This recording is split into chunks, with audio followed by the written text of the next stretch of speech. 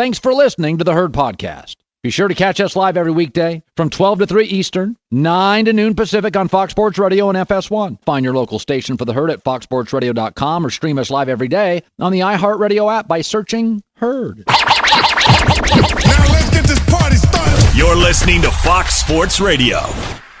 Here we go. This is The Herd, wherever you may be and however you may be listening, live in Los Angeles. iHeartRadio, Fox Sports Radio, and FS1. Joy Taylor is joining me. If you like sports and you're not into the next 2 to 3 weeks, I can't help you. We got a World Series Game 1 tonight at Fenway Park with the Dodgers, Yasiel Puig, Clayton Kershaw, Stars, Manny Machado against J.D. Martinez, Mookie Betts, Chris Sale. These are the best two teams in baseball. Stars everywhere. I got Russell Wilson later this hour. Herd Hierarchy an hour from now. Trent Dilfer, Peter King. We are packed. Good morning. Good morning, Let's Joy. get to it. Let's do it. Okay. So I've been talking about this lately, that aggressive is winning in sports. The Golden State Warriors were good and had a title. They went out and recruited Kevin Durant. Houston was good and had James Harden. Went out and recruited Chris Paul. By the way, in the baseball, the Dodgers were already loaded and expensive. They went and got Manny Machado. The Red Sox didn't even need J.D. Martinez. They went out and got him anyway. The Astros won a World Series. Why? They went out and paid for Justin Verlander. In the NFL, who's being rewarded? The Philadelphia Eagles, hyper-aggressive, fourth down. Free agents, the L.A. Rams, number one team in the league. Kansas City Chiefs, aggressively moved up to get Patrick Mahomes. Look around sports. The Giants, couldn't make a move on Eli. How they doing? 1-6. Be aggressive. Yesterday, the Dallas Cowboys, and this is their brand through the years, were aggressive. And they traded a number one pick for wide receiver Amari Cooper. Now, I would prefer they give away a third-round pick, but that's not going to happen because other teams offered a second. I would really prefer they offered a second-round pick. But they offered a first-round pick because other teams offered a second. And so they were a little, they were aggressive. Probably gave up a little more than I would want to. But I would have done it in a second for a third rounder. I would have done it in a second for a second rounder. So I had to move to the first. It's a terrible wide receiver draft. This year in the NFL, it's going to be an incredible pass rushing draft. Oh, they got that covered. It's going to be a great linebacker draft. Cowboys have that covered. It's going to be a great offensive line draft. Cowboys have it covered. It's a lousy wide receiver draft. There's one great player in the country. He's at Oklahoma and he's hurt. Maybe another receiver at Arizona State. That's it. And they need a wide receiver. But you know what this really was? You know what this move by the Cowboys really was? It was documentation. If you're going to fire somebody at a job, you better have documentation before you do it. And if you're going to hire somebody for a job, you get documentation to prove he's better, she's better than all the other candidates. This was a documentation move. The Cowboys have an elite left tackle. They have an elite running back. They have an elite front seven defensively. They have a very good slot receiver. They have an all-pro center, though he's hurt now. And they got offensive coaches. You have to find out in the next 10 games if you're going to pay Dak Prescott or not. And now with Amari Cooper, you're going to have an elite running back, an elite left tackle, an above-average offensive line, offensive coaches, a playmaking perimeter player. Okay, if he can't get 275 yards, then you've answered the big question. He's not the guy. That's what this is about. Jerry Jones is saying, listen, we're going to need a playmaker at wide receiver anyway, and we would have drafted it in the first round, and our gut feeling is this guy's better than what was out there. We don't need a defensive lineman. We got those. We don't need pass rushers. We don't need offensive linemen, and we don't need young linebackers. We got all that covered. We need a playmaker at wide receiver. That's what we would have taken. It's a lousy draft. And, oh, by the way, we got to figure out if Dak is worth $24 million a year. Because in the next year, you're going to have to open up the wallet and pay this kid $100 million. And if you make the wrong decision, you are absolutely trapped. And so the Cowboys got aggressive yesterday. And by the way, if Dak's not the guy, then the rookie quarterback gets Amari Cooper and Ezekiel Elliott and Tyron Smith and Cole Beasley and offensive coaches. And ask yourself, if you were absolutely sure today, I went on the internet yesterday, bandwidth.com, you should try it out, and I saw a lot of this. Oh, boy, John Gruden. Woo-wee. John Gruden, he mopped up. All right, really? Ask yourself, who would you rather be today? The Raiders with a bunch of draft picks, or the Cowboys with an elite running back, an elite left tackle, a Pro Bowl center, excellent young pass rushers, tremendously athletic linebackers?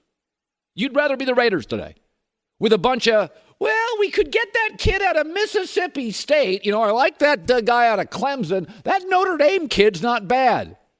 Or tangible assets, Tyron Smith, Amari Cooper, Zeke, pass rushers, you know, Sean Lee. If you all think the Raiders won it because they accumulated a bunch of draft picks, you'd rather be the Raiders today. I want assets. I want players.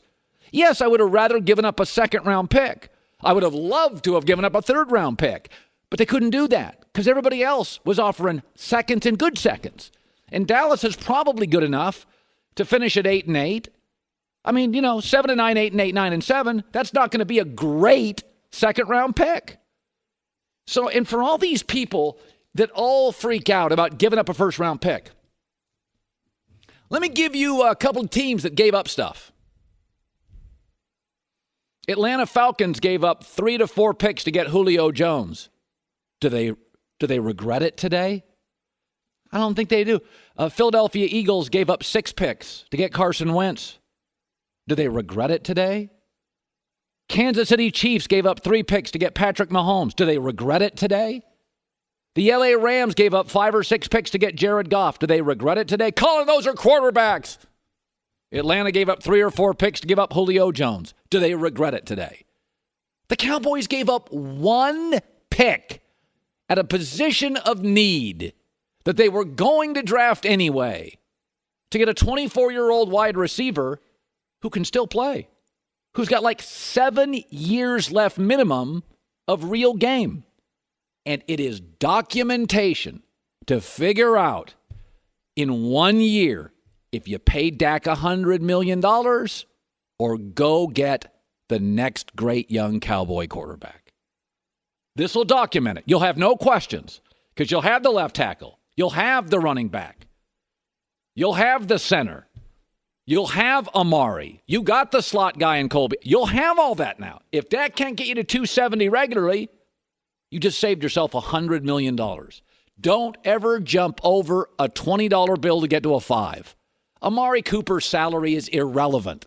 What's relevant is giving Dak $109 million and you're stuck with him for 4 years and he just never pans. This will document whether he's worth the money. Jason Garrett, radio this morning in Dallas, talked about the move and why they did it.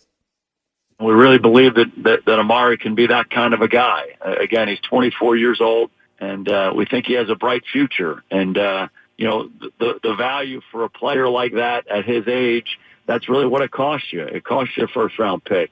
And if we were to get into the draft next spring, you would say, boy, is there any receiver who's as good as a guy like Amari Cooper? He's not 28, 29, 30. You're not paying for a guy for what he's done for the past 6, 7, 8 years for another team.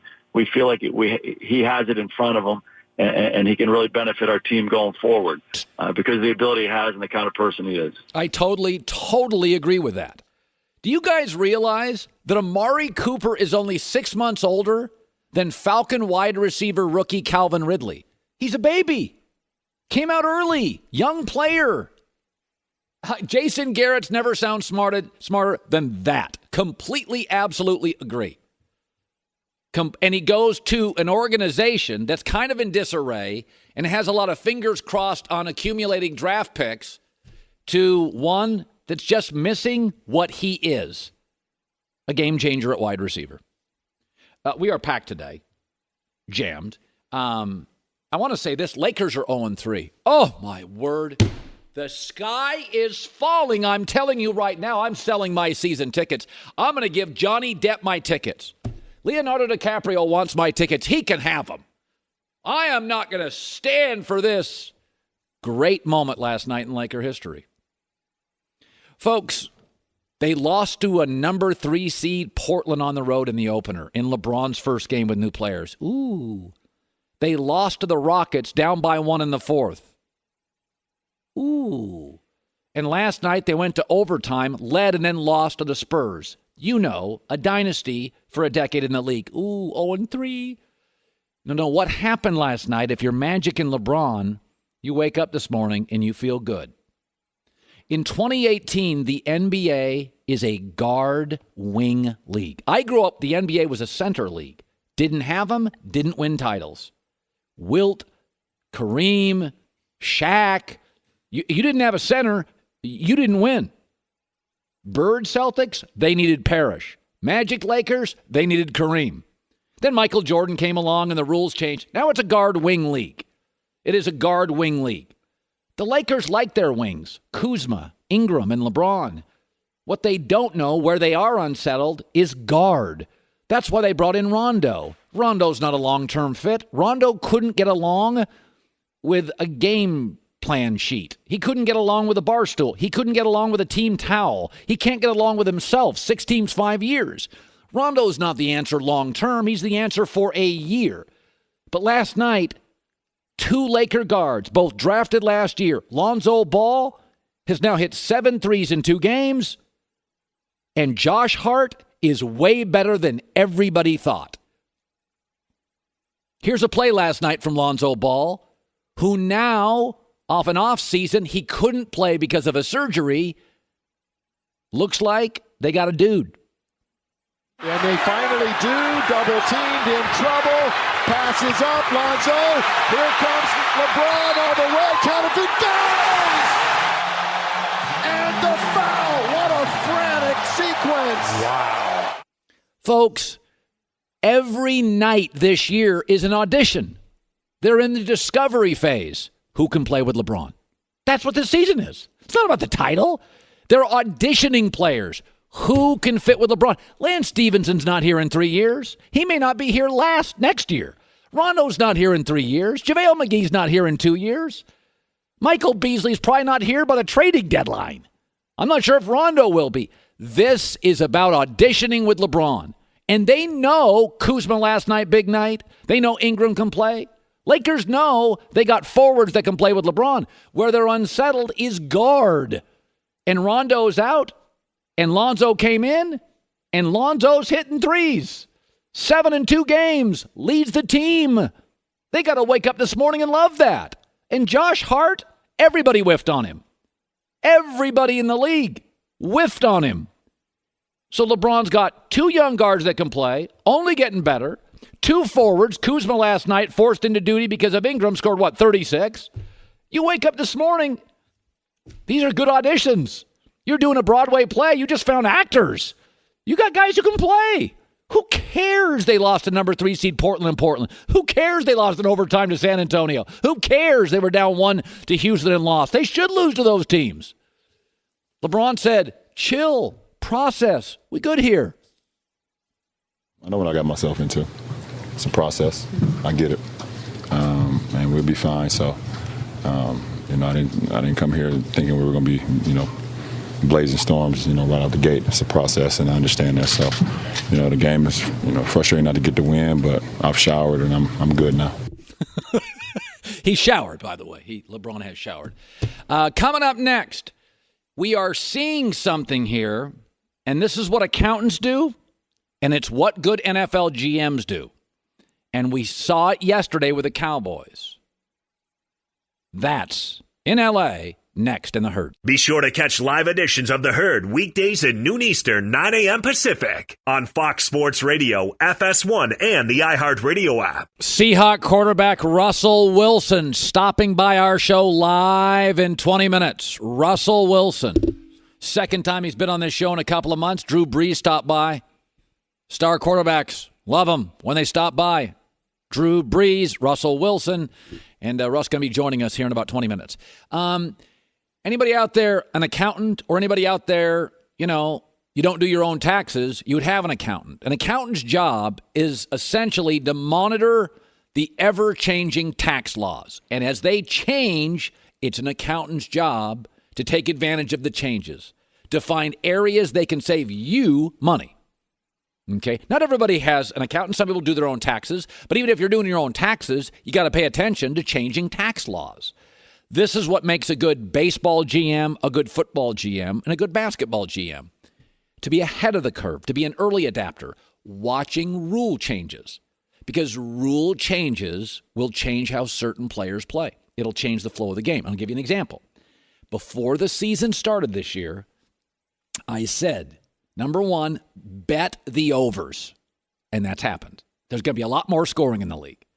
I kept saying, this is going to be a big offensive year. Not only do we get some star quarterbacks off injury, but the catch rule's been flipped. The helmet rule has been brought in, amplified. It's going to be a good year for wide receivers. Those two major rule changes. And what started happening? We started seeing these teams pay huge money for receivers. All sorts of teams. Sammy Watkins got that money. Tavon Austin, Brandon Cooks, OBJ. Again, this is what an accountant does. Constantly looking for law changes in taxes. This is what good GMs do. They're looking for rule changes in sports. My point is, Amari Cooper is worth more today than 3 years ago. Because of the last 12 months, the NFL's changed rules. He is simply more valuable today. And let me give you an example. Look at the division leaders currently in the NFL. In the AFC, New England, Pittsburgh, Houston, Kansas City.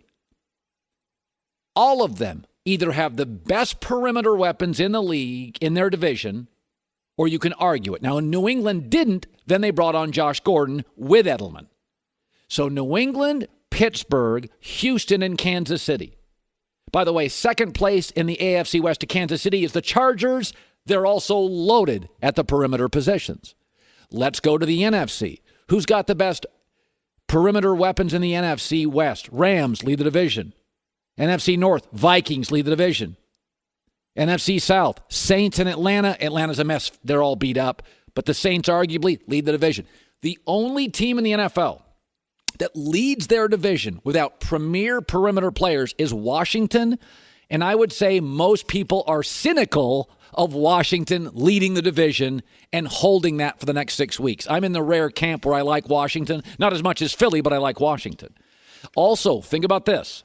This is from Bill Barnwell, a writer in terms of the trade. He does a lot of analytics and deep diving. He said, Amari Cooper has been targeted only 32 times this year, but he's averaged 3.5 yards of separation on throws of 6 or more yards downfield.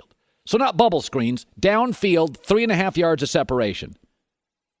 That's the best rate in the National Football League. Okay? So the general managers, the accountants in sports who are early adapters, baseball, Cubs, Red Sox, Astros, Dodgers. NBA, Golden State, Boston, Houston, early adapters. Okay? Amari Cooper today is worth more than he was 2 years ago. Bucky Brooks on our show last week talked about this. Right now it's about the 3 Ps, passers, playmakers, and pass catchers. On offense, you have to be able to score points. We have seen teams like the New England Patriots get to the Super Bowl repeatedly with a great quarterback and average defense that can play situational football and win games. Teams are no longer investing big money in defensive stars because they know you can outscore people and win significant games. Yeah, I mean, this weekend, the Bears' great defense. Patriots up and down the field. Houston's defensive front, yeah, it hasn't been that dominant. Jacksonville can't win games. Denver, they're not leading their division. I mean, folks, rule changes. There are no great defenses. I mean, Baltimore's it, and they just lost at home to the Saints because they couldn't stop the Saints. So this is the world we live in. Joy Taylor with the news. No. Turn on the news. This is the Herd Line News. Okay, there's some stuff going on in Oakland. So after the departures of Khalil Mack and now Amari Cooper, the Raiders and Derek Carr may also be heading towards a split, according to Marcus Thompson of The Athletic. And the team, amongst the team, let me tell a story. All right. Team sources describe a fractured relationship between Carr and his teammates, mostly because confidence in him has waned. It certainly didn't help when film showed what looked like him crying after being sacked and injuring his arm. It's hard to see how Carr can lead the team again. There are already rumblings about Carr being a sitting duck. His game is marked by mental fragility that doesn't seem to inspire confidence. So the crying thing, what if he was in incredible pain? Well, yeah. I've that seen a seems lot like of athletes a reasonable cry. response to, your arm being injured and you being in pain. Sometimes you can't help that. But Carr has responded directly to the report on Twitter. His brother Darren responded and defended him with a list of all of his career injuries. Yeah. And Derek Carr wrote, "Don't even waste your time with this big bro on the ground. I yelled, 'Get me up, get me up.' Then I got to the sideline, yelled again, not one tear, not one time. There's the truth. People will click on it because it sounds crazy, but stop playing with me." And he also tweeted, "I'm a Raider. It's not a popular thing to be right now, but I am, and I love it. I love the struggle of trying to fight back for our city when not a lot of people believe in us. People can try all they want to tear us apart, but it's not happening to the real ones." Let me tell you something. If the Raiders are bailing on Derek Carr, let me ask you a question. The players. Well, then I'd get rid of some of these players because he's the only one that changes games for them now that Khalil Mack and Amari are gone. Let me ask you this. Could the Giants use Derek Carr? Could Miami use Derek Carr? Could Jacksonville use Derek Carr? Could Cincinnati use Derek Carr? If that little moment with Derek Carr is the reason you're going to get rid of Derek Carr, I can go off the top of my head. If I was Tennessee, Derek Carr, Marcus Mariota, I'd take Derek Carr. There are Denver right now. That Denver defense with Derek Carr, like if you're bailing on Derek Carr, do so at your own peril. I do find it strange that things have fallen apart so quickly with Derek Carr, at least publicly. Like maybe internally this is all really resolved and not a big deal. I do find it difficult to believe that the entire team has just been like, "Oh, this guy cried. Can't lead a team like that." Like there's not that much ridiculous toxic masculinity in these situations. Like if your arm, sometimes people break their arms. Like I'm not saying his arm is broken, but it hurts. Like, and then you cry. Yeah. It's not like he's out there crying because he's upset. Maybe he was crying because he was in pain, or maybe he just didn't cry at all. Who knows? Like it's Crygate. Like he's out here defending whether he cried or not. It's insane. By the way, so when they traded Khalil Mack, that didn't split the locker room, but a 1-second video of Derek Carr crying and everybody's bailing on Derek Carr. Is the backup for that team Connor Cook? Is that who the backup is for the Raiders? Because I'm not. If you think, okay, so you don't think Derek Carr is going to lead you? Go look at the depth chart at quarterback for the Raiders. I could be wrong on this. Is it Connor Cook? I don't know who it is. That's even a bigger problem. I don't know. It's so crazy. I don't know. Who is it? Who is? Oh, it's A.J. McCarron. Okay.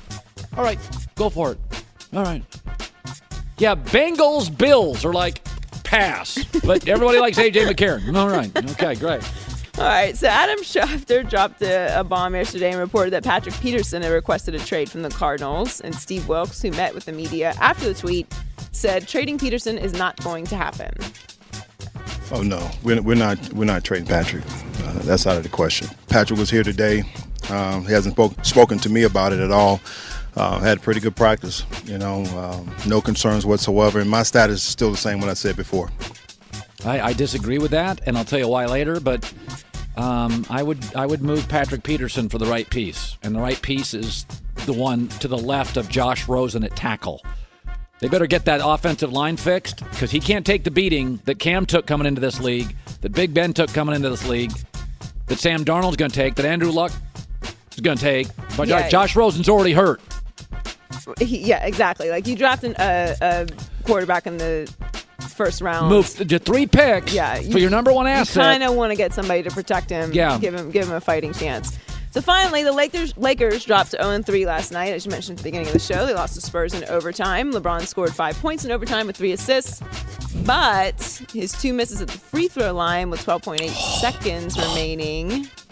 Pretty big deal. He went to the line with the Lakers clinging to a 142-141 lead. Yeah.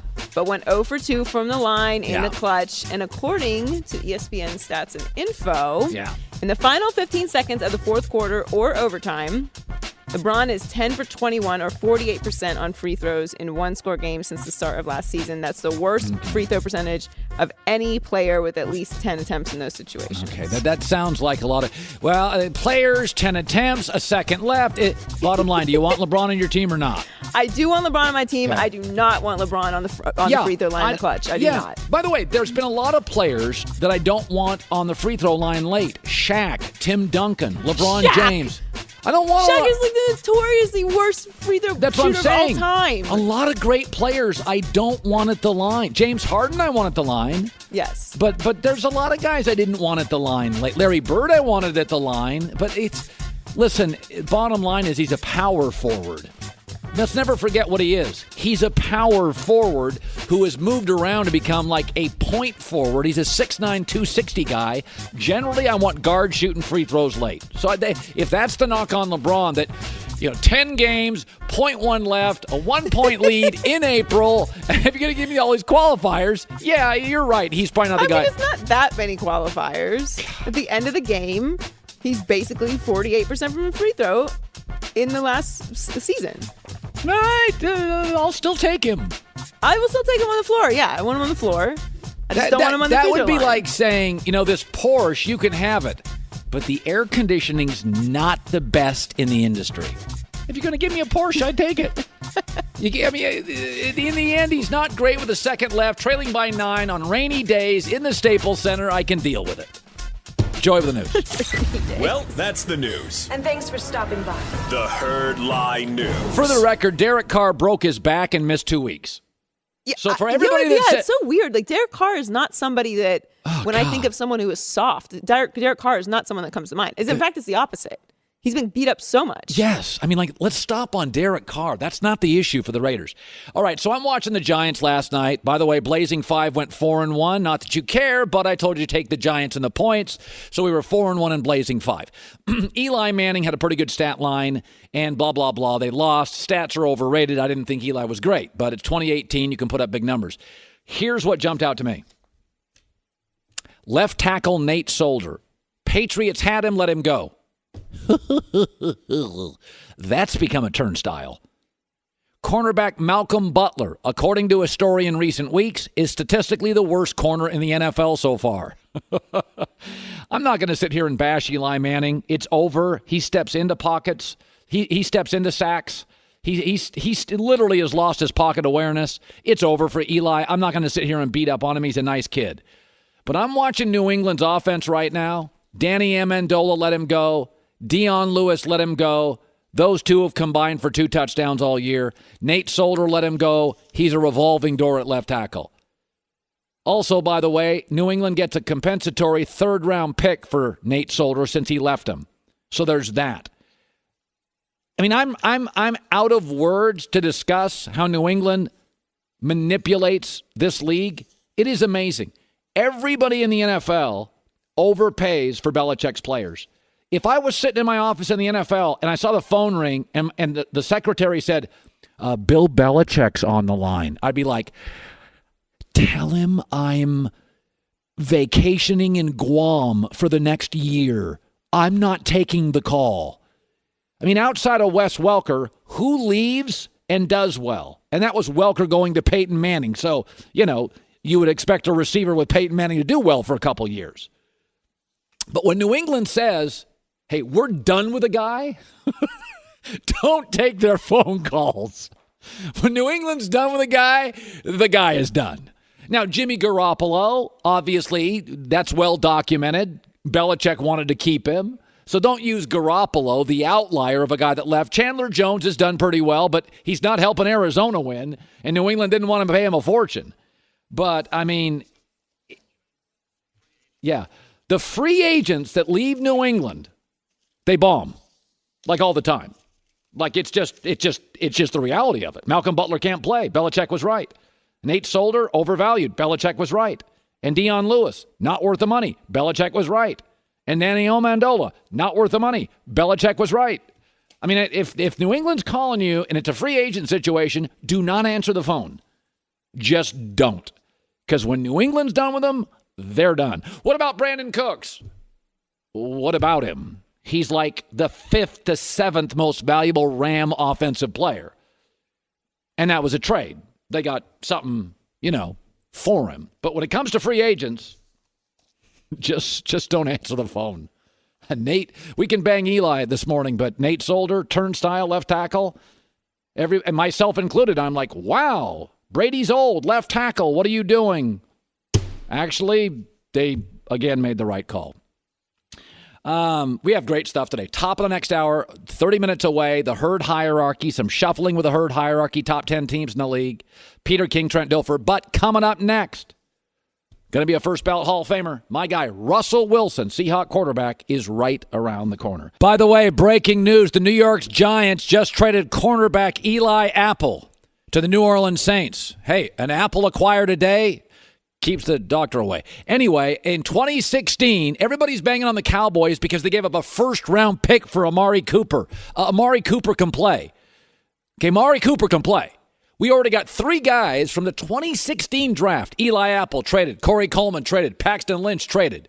I think Paxton Lynch is released. My bad. He's working at a Quiznos. The point being is Amari Cooper can play. Amari Cooper can play. Cowboys got a guy that can play. 25 to 30% of these first-round guys get hurt, can't play, disruptive, don't fit. I mean, if you can give me an absolute guy who can fit, I like the absolute guy who can play. Cowboys got a left tackle. They got a running back. They got good defensive players. They got their franchise guy they think. They go out and get a receiver who can play. I think sometimes we freak out about, you gave up this pick and you gave up that pick. Be careful about picks. Picks are like winning the lottery. If you don't know what to do with the money, half the lottery winners go broke. Having a lot of money doesn't mean anything if you don't know what to do with the money. Having all the draft picks doesn't mean anything unless you're good at drafting players. Some teams aren't very good at it. Bill Polian was great at it. Bill Polian, Hall of Fame career, Buffalo, Indianapolis, nailed his first-round picks. It's a who's who of Hall of Famers. I mean, even as good as Pete Carroll is, he's missed on some first-round picks. These first-round picks aren't guaranteed. Amari Cooper is guaranteed to come in and be good day one. I would project Amari Cooper is in my opinion, Amari Cooper with Dallas. Now, it's going to take a couple of weeks, obviously. You got to fit into the offense. Amari Cooper, to me, is the kind of guy that can give you 60 to 65 catches a year in Dallas's offense. And if he can give you half a dozen touchdowns, 4 to 6 touchdowns. If I got 3 years of Amari Cooper, and I got 180 catches and 15 touchdowns, I'd sign it right now. One of my all-time favorite guys in the NFL, I see him as a first-ballot Hall of Famer, already 4 Pro Bowls and a Super Bowl win in 7 years and 2 Super Bowl trips. He's my guy via the Cowherd Global Satellite Network. Russell Wilson is joining us. Russ, I thought this was going to be a Colin, what's up, bud? How are you doing? Great to see you. I thought it was going to be a rebuilding year for you guys. I saw you running for your life last year. But, Russell, you guys are pounding the ball. You've stuck and you're staying with this offensive line. It feels like it's not a rebuilding year for you on that offense. Take me through kind of the change. You become kind of a running team first, it feels like to me. Yeah, I think the biggest thing for us is we want to be physical at the point of attack. And I think that obviously with Dwayne Brown being here for a full all year, he's arguably the best left tackle in football. The addition of guys at the guard positions of J.R. Sweezy. J.R. Sweezy's back, Super Bowl champion. We got DJ Fluker, 360 pounds, as big as can be. And then Justin Britt in the center. And then Ifedi's doing a great job at the right tackle position. And those guys are leading the way for us and giving us enough time to make throws, giving us enough time to be physical at the point of attack in the running game. And we have so much versatility. I give a lot of that credit to obviously Coach Schottenheimer. He's done a tremendous job. Shotty has done a great job of mixing it up, and Coach Mike Solari has done a great job too. He's one of the best offensive line coaches in the game, and he's done it for so many years for so many great teams. And we're glad that he's coaching for us. I said a couple years ago, I thought they should have built around you more, not the defense, a few years ago, because I thought you were a kind of a transformational talent and a once-in-a-lifetime pick. So they initially built around the Legion of Boom. Well, come on. Those guys have left. Defensive guys don't have the impact of offensive guys. Now they feel like they're doing a little bit of a run-first offense. Do you ever sit there, drive home, and think, I'm over here. First we were defense. Now we're running game. Are there ever days you think to yourself, I'd like to be more of a focal point of the offense? You know what I love? I love winning, and whatever it takes to win, that's my obsession. And you come to work every day, and there's no satisfaction if you don't win the game. And so I think we're doing everything we can to put a great product out there every time on the field and set the tone every time you step onto the field. So our defense is playing lights out right now. Brad McDougall's making plays all over the field. Obviously, the loss of Earl was a heavy hitter to us because Earl is a Hall of Fame player. Such a great guy, such a great teammate. To lose him was tough. But then just to step in, Tedrick Thompson doing a great job. The Griffin brothers making plays all over the field. Bobby Wagner leading the defense. And then offensively, we want to be explosive in so many different ways. And we feel like we're just getting started. We feel like we're really rolling right now. And there's a lot more to do. We just had our bye week, and we got really 10 weeks to go to see who we really are and to show who we really can be. And I'm excited about that opportunity 1 week at a time. Russell Wilson, 7 years, 4 Pro Bowls, already a Super Bowl trophy. The rules have changed, and I have said that I believe that quarterbacks have to constantly adapt to new rules, and receivers do, and coaches do, and coordinators do. So I don't have a problem with defensive linemen having to adapt to new rules and not drive quarterbacks into the ground. Some people have said the game's too soft. When I watch NFL football, soft is never a word I think. What do you make of the new rules, defensive linemen, and sacking quarterback rules? Well, I think that one of the things is, I think, first of all, the idea is to protect the game and protect the quarterbacks and everything else, especially shots to the head and stuff like that. But, you don't want to take away from the physicality. That's why I love this game. This game is physical. This game is tough. It's not for everybody. And the reality is if it didn't want to get hit, I should be playing a different sport. I may have to work on my tennis career or something like that. But the reality is, I put the suit on, I put the shoulder pads on, everything else to get ready to play a tough game. And that's the reality of this game. It's as hard as it gets, and some of the greatest athletes in the world, are playing this game. And so it's never going to be a soft game by any means, and it shouldn't be. You just had a bye week, and you want to have your bye week in like week 7, 8, 9. That's where everybody says you need your bye week. And you just got your bye week. What does a veteran quarterback, and that is you now, in a bye week, what does a team do? Do you add plays? Is it about getting healthy? Is it about rest? What did you guys do in the bye week? Because I think you're not a rookie quarterback. You're not Sam Darnold. You know the offense. You're the focal point. What did you do in the last 7 to 10 days? Well, that's critical. We just flew back from London, had an amazing experience from London, obviously winning a big game there, and an amazing environment, 90,000 people going crazy. It was pretty cool to come back all the way from that trip. And then, I think the bye week is really a time, one, like you said, resting, getting your body ready, making sure you're getting the proper sleep and everything else, and making sure that you're taking care of your body, making sure, it's kind of like a F1 Formula car. You got to make sure it's ready to roll for the rest of the season. And so you got to make sure you keep treating it. I think also, too, as well, is mentally, you want to be able to, one, relax, but also to be able to think through, okay, what went really well and what can we do better? And I think those are the things that you study. You have to be passionate about studying that part of it and really diving into the details of where we can continue to grow and continue to get better. Where are the game-altering plays that we capitalize on, and where can they be? And then also, like you said, everybody else who hasn't been able to play that much, we got some guys coming back, which is going to be exciting. Guys like KJ Wright, so many other people too as well. That's going to be huge for us. So that's critical. Yeah, and I like your schedule, how it sets up. By the way, Brady is known for taking care of himself, but I follow you on Twitter. You've been a guy that's been into wellness from day one in this league. You've been the West Coast version of Brady, and now you and Brady are actually both endorsing the molecule bed, which sounds wildly complex. We got a minute here. What is it?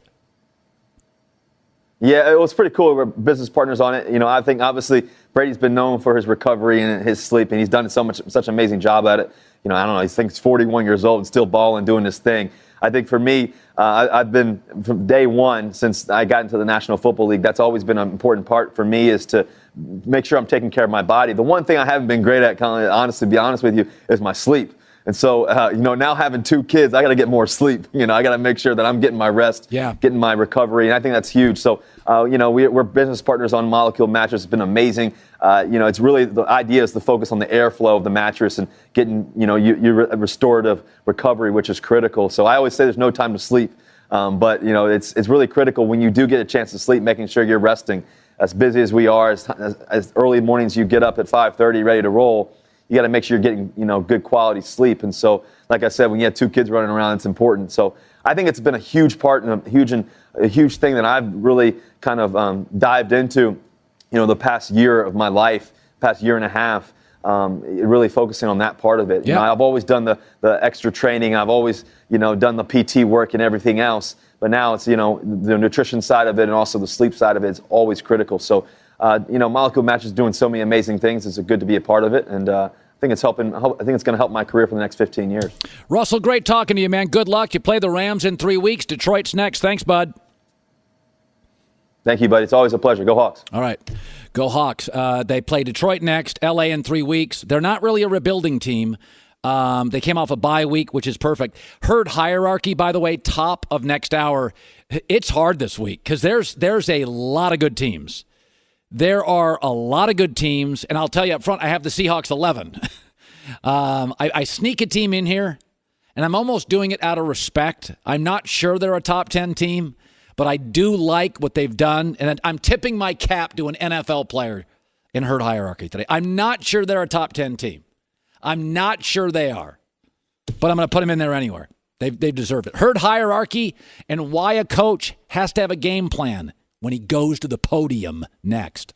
Hour 2, live in Los Angeles. This is The Herd. Wherever you may be and however you may be listening, iHeartRadio, Fox Sports Radio, and right here, FS1. Joy Taylor is joining me for Hour 2. Peter King coming up this hour. Chris Haynes was at the Laker game last night. Good dude, one of our guys. Yahoo Sports Insider. He'll join us in about 40 minutes. Peter King in about 15 minutes. Herd hierarchy in about 3 minutes. It is great to have you on a Tuesday today. It is great. I could talk about the Giants' loss. What's the point? That game was boring. That game was boring.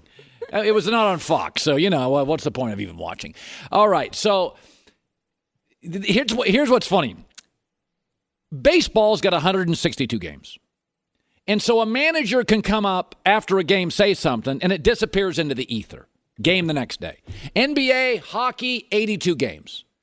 We don't micro-analyze what coaches say. But in football, it's different.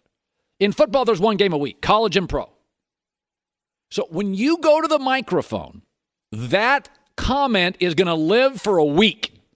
That's going to be your moment for a week for guys like me, people like Joy to microanalyze. In baseball, hell, there's a game the next day. Basketball, hockey, game in 2 days. But you got to have a plan when you go to the podium in the NFL. Doug Peterson... And this rambling doesn't sum it up. Went to the podium, Eagles coach, and did not have a plan. Yeah, there's probably the pressure should be off. We shouldn't have any pressure going into football games, even though, listen, every game, don't misunderstand, there's pressure with every football game, okay? Pressure to win, there's all of that. Sometimes players, coaches, teams put pressure on themselves when they don't have to. You know what I mean? To make a play. Now, when you win games. Now he should have stopped right about there. Oh, but he's not done talking. That was a good 17-second soundbite, but he's got more to talk about. So now we're going to sit here and scrutinize every little thing when these things were not being, we were actually making these plays a year ago. You know what I'm saying? He could have stopped right there. Now we're going to sit here. Again, you could stop right there. I got 2 great sound bites. This guy is still talking and still just talking. Yeah, we can go back and use that as fuel, as emotion, but it's a different team, different year. We're in this situation. We've kind of dug ourselves in a little bit of a hole, and the great thing about where we are. Cut! Doug, stop talking. Oh, he's not done. Vision ahead of us. And quite, we got, 9 games? Okay, just I can't take it anymore. He did not have a plan. Okay, you got a plan on Sunday, got to have a plan on Monday. And Chris Carter talked about this morning on First Things First. You got to be, that puppy's going to live in Philadelphia. That's going to be microanalyzed for a week. He reminds me of a coach who you listen to the press conferences and he say some crazy stuff, and it was Rex Ryan. He didn't have the Super Bowl resume, though. Now imagine some of the sound bites that came out. I used to be like, I know that guy knows football. Now I know Doug Peterson knows football, but what a lot of these guys don't know, they don't know how to be a head coach. And there's a reason why Bill Belichick has the most simple answers at the press conference. The reason, he has a plan. He has a plan when he goes into the press conference. That is a coach that did not have a plan going into the press conference. No, he did not. That's why when you don't have a plan and you're not composed, you become history. Networks like Fox Sports, FS1, the place I used to work, we just put it on a reel and bring it up all the time. Here's some coaches that didn't have a plan. We don't even have anything that compares to this in baseball, hockey, or basketball. Playoffs? Don't talk about it. Playoffs? You kidding me? Playoffs? I just hope we can win a game. This is what the greatest thing about sports is. You play to win the game. Hello? You play to win the game. You don't play to just play it. There's 3 quarterbacks on this football team. Whichever one starts. Whichever ones don't, we'll back him up. Period. Cut and dried. It's nobody's concern but ours. Nobody's. Next. Mike, why are you in such a bad mood? What do you care?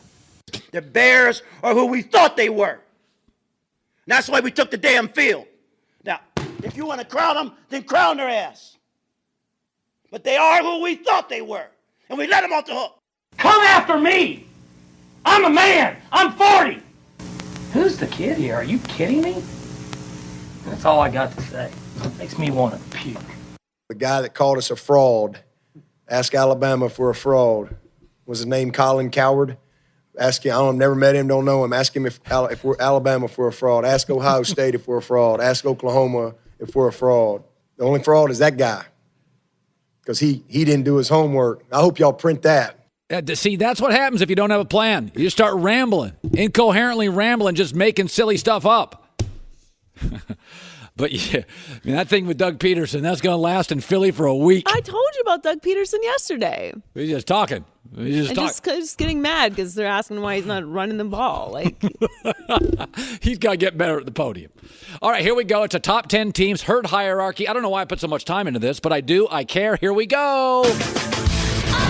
Herd hierarchy. Time is now. Let's go. The top 10 NFL teams according to Colin. Number 10. I was so blown away by Carolina's come-from-behind win in Philadelphia. And Cam Newton now has 2 touchdown passes, 2+ in 5 straight games. He's never done that. I've always liked their defense. Front 7, it's now getting healthy. They're 4th in rushing, and they're 4th and 3rd down defense. But to go on the road and to overcome a deficit when Philadelphia knows you got to throw the ball, I thought Cam showed leadership. I thought the Eagles got tight. And give Carolina the number 10 spot. Number 9. I don't think Washington's a top 10 team, but I got to tip my cap to Alex Smith. Alex Smith goes to San Francisco. Harbaugh shows up and he wins a bunch of games and they replace him. And he goes to Kansas City and wins a bunch of games and they replace him. And now he goes to Washington and they lead the division by a couple of games. And they probably want to replace him in the draft. I mean, listen, they only have 5 turnovers all year, 2nd in the NFL. That's directly attributed to Alex Smith.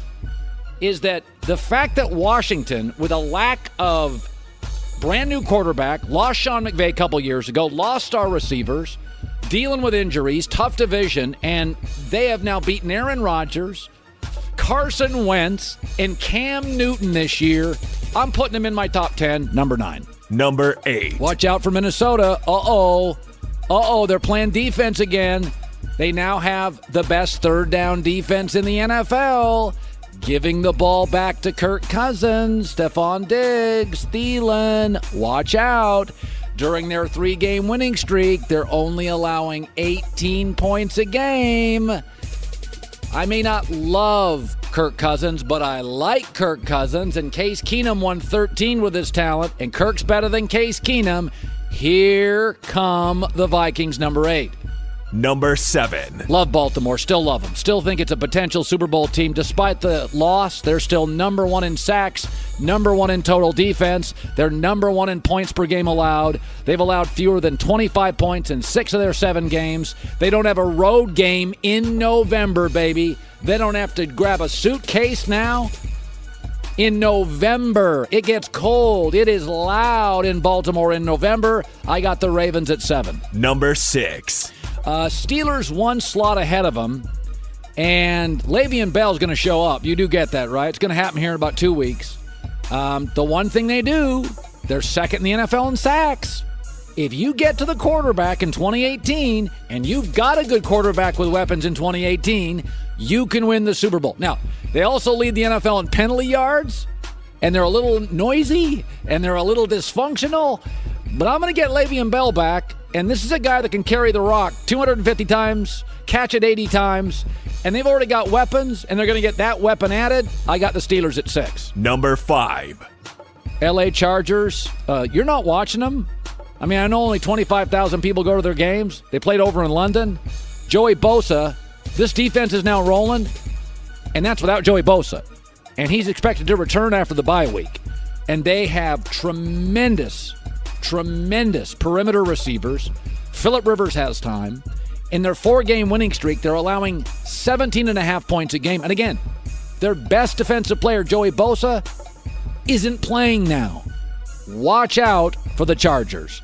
Number 4. Kansas City. I still don't love this defense. Now, they're going to get Eric Berry back, and that's a big deal. Most safeties I don't give a rip about. They are getting Eric Berry back, and they are number 1 in points. They are number 2 in point differential. They're number 3 in total offense, and they have one of the great game play designers in football. There's a lot to like about Kansas City, but I got to see this defense make plays, because that game in Foxborough, that's playoff football. Like, you're going to face the best coaches and the best quarterbacks once you get to January, and that Foxborough loss and the ease in which New England moved the ball up and down the field is a concern. Number 3. New England, you could put them at 1. I'll put them at 3. I still don't love their pass rush, and I think that's going to be their undoing later in the year at some point. But they're the first team to score 35-plus points in 4 straight games since the 2014 Cowboys. In their last 4 games, they are a machine. 39 a game, 4-0, number 1 in the league in first downs. 6 yards, 8 yards, 5 yards, 6 yards. And I'll tell you this, Josh Gordon acquisition is really, really interesting, because they're good up the seam with Gronk. They're good Edelman. They're good James White to catch. Okay, they've solidified their left tackle. The question is, Brady's had very few dependable deep threats. I'm telling you, Josh Gordon made a play this weekend, caught it, broke tackles, head down. Keep your eye on Josh Gordon. He is a difference maker if he can stay clean. Number 2. Saints. Okay, they lost in week 1 at home to Tampa, and we kind of bailed on them. And then they struggled with Cleveland. They've only got 1 loss. And by the way, going to Baltimore and winning that game was really, really impressive. And here's the other thing. Through the years, when you think of the Saints, you think of offense. They're number 1 right now in pass defense, or in run defense, excuse me. So they're number 1 in the NFL in run defense. That's why they just acquired Eli Apple from the Giants today, because they know that the only way to attack them, the flaw in this team, is pass defense. And because they're so good offensively, teams trail and have to catch up throwing the ball. That's why the Saints went out and got Eli Apple today. Like, you can't run on them, and they can run on you, and they can pass on you. They are better cornerback away from being the best team in football. Saints at number 2. Number 1. Listen, what do you want me to say here? Rams are 7-0, number 1 in the league in point differential. They don't have any elite, consistent pass rush, but kicker, punter, quarterback, left tackle, center, receivers, interior defense, corners, safety, coach, coordinator, they're just really good. By the way, this is an interesting stat. You know who leads the NFL in sacks? Aaron Donald. He's an interior defensive lineman. It's not Khalil Mack. It's not Von Miller. An interior defensive lineman. Well, he's earning that contract. I mean, Aaron Donald's going to finish with like 18 sacks or 20 sacks. It's like, what? That's not the way it works in the NFL. It's supposed to be the outside guys. It's going to change now, though. That's going to be the trend moving forward. Well, they got interior linemen are going to get to the quarterback more quickly because the quarterbacks are trying to get it out more quickly. There's my herd hierarchy. By the way, I have Seahawks at 11 and Bears at 12. And, you know, this week was tough. I felt I had to give the Redskins credit. I got to give Alex Smith credit.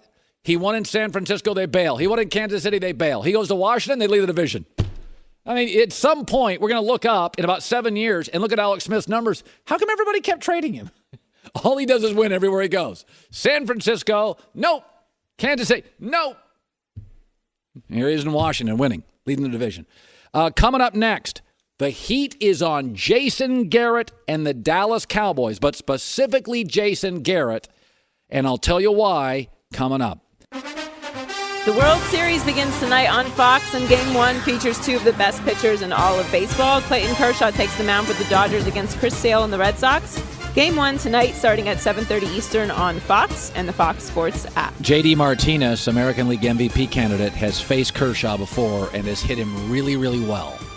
He's their DH. Mookie Betts it may move to second when they move it out to Los Angeles because Martinez is a DH. Mookie Betts is a right fielder. So I do think Boston, the pitching lines up for Chris Sale in the opener over Clayton Kershaw. I think Boston's got the better team. I think it's their year. But this is really going to be a great series. You get Fenway Park, you get Dodger Stadium at night out west. It's going to look absolutely stunning. Let me just say this before I get to Peter King in a second here. The NFL now in 2018 with all the rule changes, it feels like there's 5 positions on offense. To be an elite offense, you got to have these 5 things taken care of. Number 1's quarterback. Number 2 is an elite play caller. Number 3 is a left tackle. Number 4 is a top running back or 2 really good ones. And number 5 is a playmaker on the outside. By acquiring Amari Cooper, the Dallas Cowboys, Jerry Jones says, okay, I got 3, 4, and 5 for sure. I got my left tackle, I got my top running back, and now I got my playmaker. And Jerry's already told us he likes Dak, so he thinks he has number 1. To me, does that put more pressure on Scott Linehan, the coordinator, and Jason Garrett? Because the 5, if you look at the offenses that are working in this league, they got a quarterback, the play caller, the left tackle, the running back, and the perimeter star. You look at the Rams. You look at teams, Kansas City. So now we know Dallas has 3, 4, and 5. And Jerry keeps telling us Dak's good. And by the way, we do have some proof. Rookie year, when he had weapons, when he had that perimeter guy, he was 13-3. And Jerry tells us he loves him. So I think it puts a little pressure because Amari Cooper's going to come in here, give him a couple weeks. He's going to catch the football. Amari Cooper's 24, only 6 months older than Calvin Ridley, the receiving rookie for the Atlanta Falcons. He's a really good player. I believe in Amari Cooper. Maybe not a first-round pick to give up, but the Cowboys were going to use that first-round pick on a receiver anyway, if you believe reports. And with that, via the Cowherd Global Satellite Network, we go to Peter King, NBCSports.com. All right, size it up. I would have preferred to give away a second-round pick. But listen, I just read a draft summary this morning, Peter, and they said the draft is all about offensive linemen, defensive linemen, and pass rushers, and Dallas is pretty good there. And I read a story this morning that they wanted to go get a receiver anyway. So, it's not the world's best move, but it doesn't bother me much. What did you make of it? Well, I think the move is just okay for Dallas. I think the move is excellent for the Raiders. And the reason why I think it's just okay for Dallas is that Amari Cooper is not a number 1 receiver. People might call him that. But Amari Cooper, since the start of the 2017 season, Colin, there are 64 players in the NFL who have more catches than him, and 44 players in football who have more receiving yards than him. I mean, does anybody in America know who Adam Humphries is? He's a wide receiver for the Tampa Bay Buccaneers. He's got more catches than Amari Cooper since opening day 2017. So I understand why the Cowboys wanted to go get a receiver. I get it. I'd rather have had Demaryius Thomas. But I get why you go and get a receiver. You really need a receiver, so that's okay. I think 1 is really a heavy cost for Amari Cooper, and I agree with you. I would have much rather given a 2 and a 6 than a 1. And who knows? Maybe you don't get it done given a 2 and a 6. Do you trust Gruden? The Rams gave up 6 picks to get Goff, Eagles 5 to get Wentz, Andy Reid 3 to get Mahomes. They don't regret those moves. Atlanta gave up 3 picks to get Julio Jones. I don't think they regret it. Are we sure Gruden's going to take advantage of this? Is his history that he's a great personnel guy? Well, the Chiefs gave up 2 1s to go get Mahomes. So, I think you have to look at where you are when you go up. And they basically traded 2 number 1 picks to pick Patrick Mahomes. And that's fair. Obviously, you're going to say it's fair now because of how well he played. But I think the whole thing with the Raiders now, here they sit, and I would not be surprised if they add to that bit of draft capital before next Tuesday. But they got 5 picks in the first 2 rounds in the next 2 drafts. I'm sorry, 5 picks in the first round of the next 2 drafts. And I think, Colin, what you have to ask yourself is, who's making the picks? That's number one.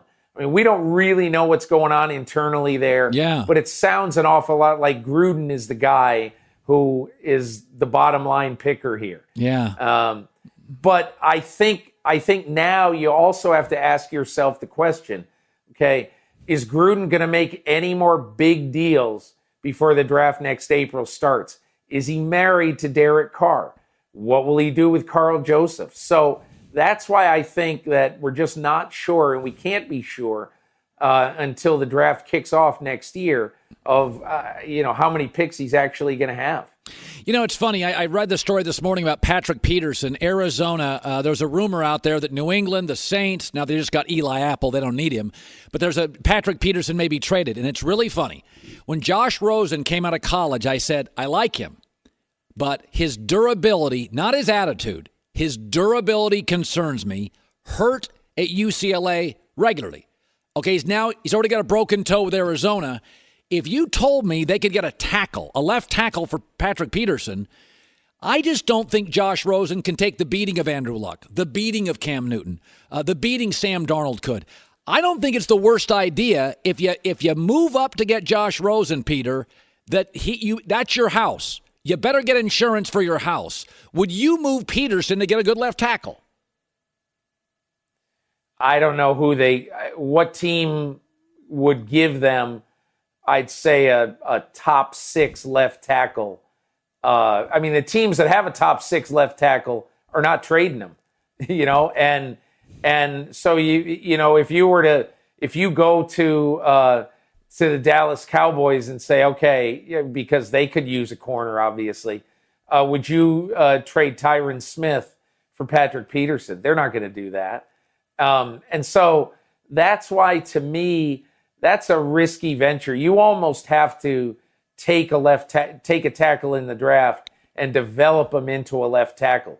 You saw what the Giants did. They made Nate Solder the highest paid tackle in history. And the last 2 weeks on 2 separate plays, he's gotten turnstiled and gotten Eli Manning lit up big. So I don't know. I think I would say, Colin, of course, I'd love to get a left tackle if I were Arizona. And I probably would make that trade. But I just don't see it happening with any team with a good left tackle.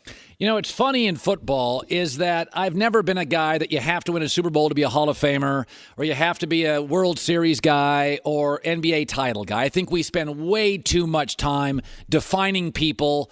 They hand out 1 trophy a year in every sport, and but I will tell you, it's a weird year. That if Phillip Rivers and Andy Reid are the 2 guys in the NFL that I think a Hall of Fame could hinge, it feels like, on a Super Bowl trip. Maybe not winning it, but another trip. What do you make of Andy Reid's legacy, his reputation? Does this year matter more to Andy than any year of his career, potentially? Potentially, yes. But, Colin, I guess I would say about Reid that he's showing no signs of wanting to get out of football. He's got a quarterback. He's 60 years old. He's got a quarterback who's young and new and exciting, and he's going to give him a chance, I think, soon, to win a Super Bowl. A chance. I'm not saying he's going to win one, but I think they'll make it to a Super Bowl sometime in the next, let's say, 3 years. If Andy Reid coaches the Chiefs 2 or 3 more years, he's gonna pass Curly Lambeau, and he's gonna pass Chuck Noll, and he's gonna be the 5th winningest coach of all time. Wow. Yeah, hard for me to imagine, Super Bowl or not, hard for me to imagine that doesn't get you into the Hall of Fame. Yeah. As far as Phillip Rivers goes, I wrote in my column the other day, it's hard for me to imagine, if I'm doing it then, and I doubt I will be, but whatever, 9 years down the road, sitting in that Hall of Fame voting room and not casting a vote for Phillip Rivers. Yeah. Colin, the way he's played now at whatever age he is, 37, 36, since, say, the last month or so of last year, his Thanksgiving game against Dallas. Oh, God, he was great. And how he's playing this year, he's as good as he's ever been at whatever age he is right now. And he's on my very, very short list of MVP candidates right now. Yeah, you have Mahomes 1, Gurley 2, Breeze 3, Phillip Rivers 4, and Adam Thielen 5. For the record, I got to tell you, the Le'Veon Bell situation, we're freaking out here. But I'm sitting there thinking that if he reports before next Tuesday at 4, I think they can trade him, but he has to appear before week 10, or he's not a free agent. I'm looking at the Steelers this morning, and I'm thinking, wait a minute. They're going to add to – they already lead their division. They're going to add to an already robust offense a superstar running back with completely fresh legs. And in a weird way, this has worked out perfectly for the Steelers if he shows up in about 10 days. Is it possible that this thing, this muddy situation could be a blessing in disguise? Possible, Colin. You know, you never know. It depends on how the guys in the locker room react to him coming back. Tomlin will probably be able to smooth that over, I would think. And I think the other issue is, you talk about could somebody trade for him. I have to tell you, I don't see it. And the reason I don't see it is that if you trade for him, let's just say you do. Okay, you can't sign him to a new contract this year. You got to wait until the offseason to sign him. And if you have to wait until the offseason to sign him, here's my question. What's to stop him, think about it, from wanting to be the highest paid whatever and to demand this much money, or else, hey, look, I want to go into free agency. So then you franchise him again, and this all could happen all over again. And so my feeling is I would be surprised if he gets traded by next Tuesday. Yeah. Boy, I'll tell you what, though. He is a bell cow running back. Everybody come Thanksgiving is looking for fresh bodies. He's not only a fresh body, he's an incredible player. There's an old saying, it is in the NFL, did you tell me this? In the NFL, you hold out. In the NBA, you act out. If you want a new deal. And I look at Le'Veon Bell and I'm like, somebody's getting a gift in about 3 weeks. That's all I know, Peter. Somebody's getting a gift here. Because this is an 85. Well, Colin, imagine if he goes to Philadelphia, really. Oh, boy. I mean, if the Eagles are sort of teetering on the brink at, say, 5-5 or 4-5, imagine if they were to be able to activate him for, say, the last 7 games. It would be a gigantic wrench in the middle of the NFC playoffs. Good Lord, wouldn't it be? I got to tell you, I like Eli Apple's gone from the Giants to the Saints this morning. I like Amari Cooper has gone from the Raiders to the Cowboys. I love player movement. It's just another dimension to the NFL. You've been covering it forever. NBA's always been kind of a trade league to me. I don't know if there's more trades now in season than ever. It feels like we're getting more activity, doesn't it? No question about it. And I think the reason is the young general managers and young coaches don't necessarily buy that you have to do it the way you used to do it. Yeah. So the younger GMs and the younger people making the decisions are not necessarily married to their ancestors in the league. Plus, it always helps if you can make a trade up through week 8 in the NFL instead of through week 6. The New York Giants are 1-6. Would they have traded Eli Apple at 1-5? I don't know. But right now, the Giants know that they're going nowhere this year. They thought they were going nowhere, but now, after Monday night, I think they know it. So I like it. I would even like it if it were, say, after week 10. I think that would promote even more player movement than usual. I love it. Peter King, NBCSports.com. Peter, great stuff. Le'Veon Bell. We got movement in the NFL. Amari Cooper. Good stuff, Peter. Thank you. All right, thank you, Colin. Yeah, listen, aggressive is winning in sports. The Cowboys were aggressive. I like it. The Saints were just aggressive. I like it. I think Arizona should be aggressive with Patrick Peterson. I really do. If they could get an offensive line starter, move him and get a pick. If you could tell me they get a right tackle and a 5th-round pick for Patrick Peterson, I'm not so sure I wouldn't do it. You better protect Josh Rosen because he got hurt in college. He's already hurt in the NFL. That kid can't take a beating like Andrew Luck. Joy Taylor with the news. No. Turn on the news. This is the Herd Line News. So we talked about having a plan when you go up to talk to the press. Yeah. Right? Well, yesterday we talked about frustrated Hugh Jackson. Yeah. Talking about taking the play calling back from offensive coordinator Todd Haley. So let's take a listen to that. Mm-hmm. Being a head coach and an offensive guy who's done this, I think I have every right as a head coach to jump in here and see if I can help. I feel like I have to, and I want to. That's what I know. So I'm not going to continue to watch something that I know how to do, keep being that way. That's just the truth. I'm the head coach of the football team, period. Period. I don't like that. There's nothing else that needs to be said. Nothing. I don't like that. Well, there is more that needs to be said, says Hugh Jackson. He claims now that he is not planning on taking back control of the playbook from Todd Haley. He's changed his mind. Okay. I never said that I would take over the play calling. I can't worry about where everybody comes from and what everybody wants, how they want to write it. I can only go by what I say, and I know what I meant, and I know what I said. And I still feel the same way today. Okay. I think he heard some heat and he kind of backtracked there. I mean, yeah, look, it's 2018. We have recording devices now. We don't just write stuff. Right. I don't know. What are you talking about? Are you taking it back or are you not taking it back? Obviously, he was frustrated and spoke out of frustration when he said he was taking the play calling away from Todd Haley. Have a plan when you go to the podium. And don't sell out that should be rule number one, obviously have a plan. But 2 is don't sell out your players and your coordinators. Take the blame for everything. And then when you go back in the back, you can yell and say whatever you want. But you can't say that you're taking the play calling away from Todd Haley. When you were calling the plays, how was the team doing? Not good. Not so good. Yeah. Not a good idea. Next, Patriots running back Sony Michel left the game against the Bears with a knee injury, and it appears he got good news on his MRI yesterday. Adam Schefter reports the test showed no structural damage to his knee. Schefter reports he's considered week to week, and the Patriots have 3 games to go until they reach their bye week. So they have James White, Kenyon Barker, and James Devlin as healthy members of the backfield on the roster right now. Devlin's a fullback, but the other 2 guys are fine.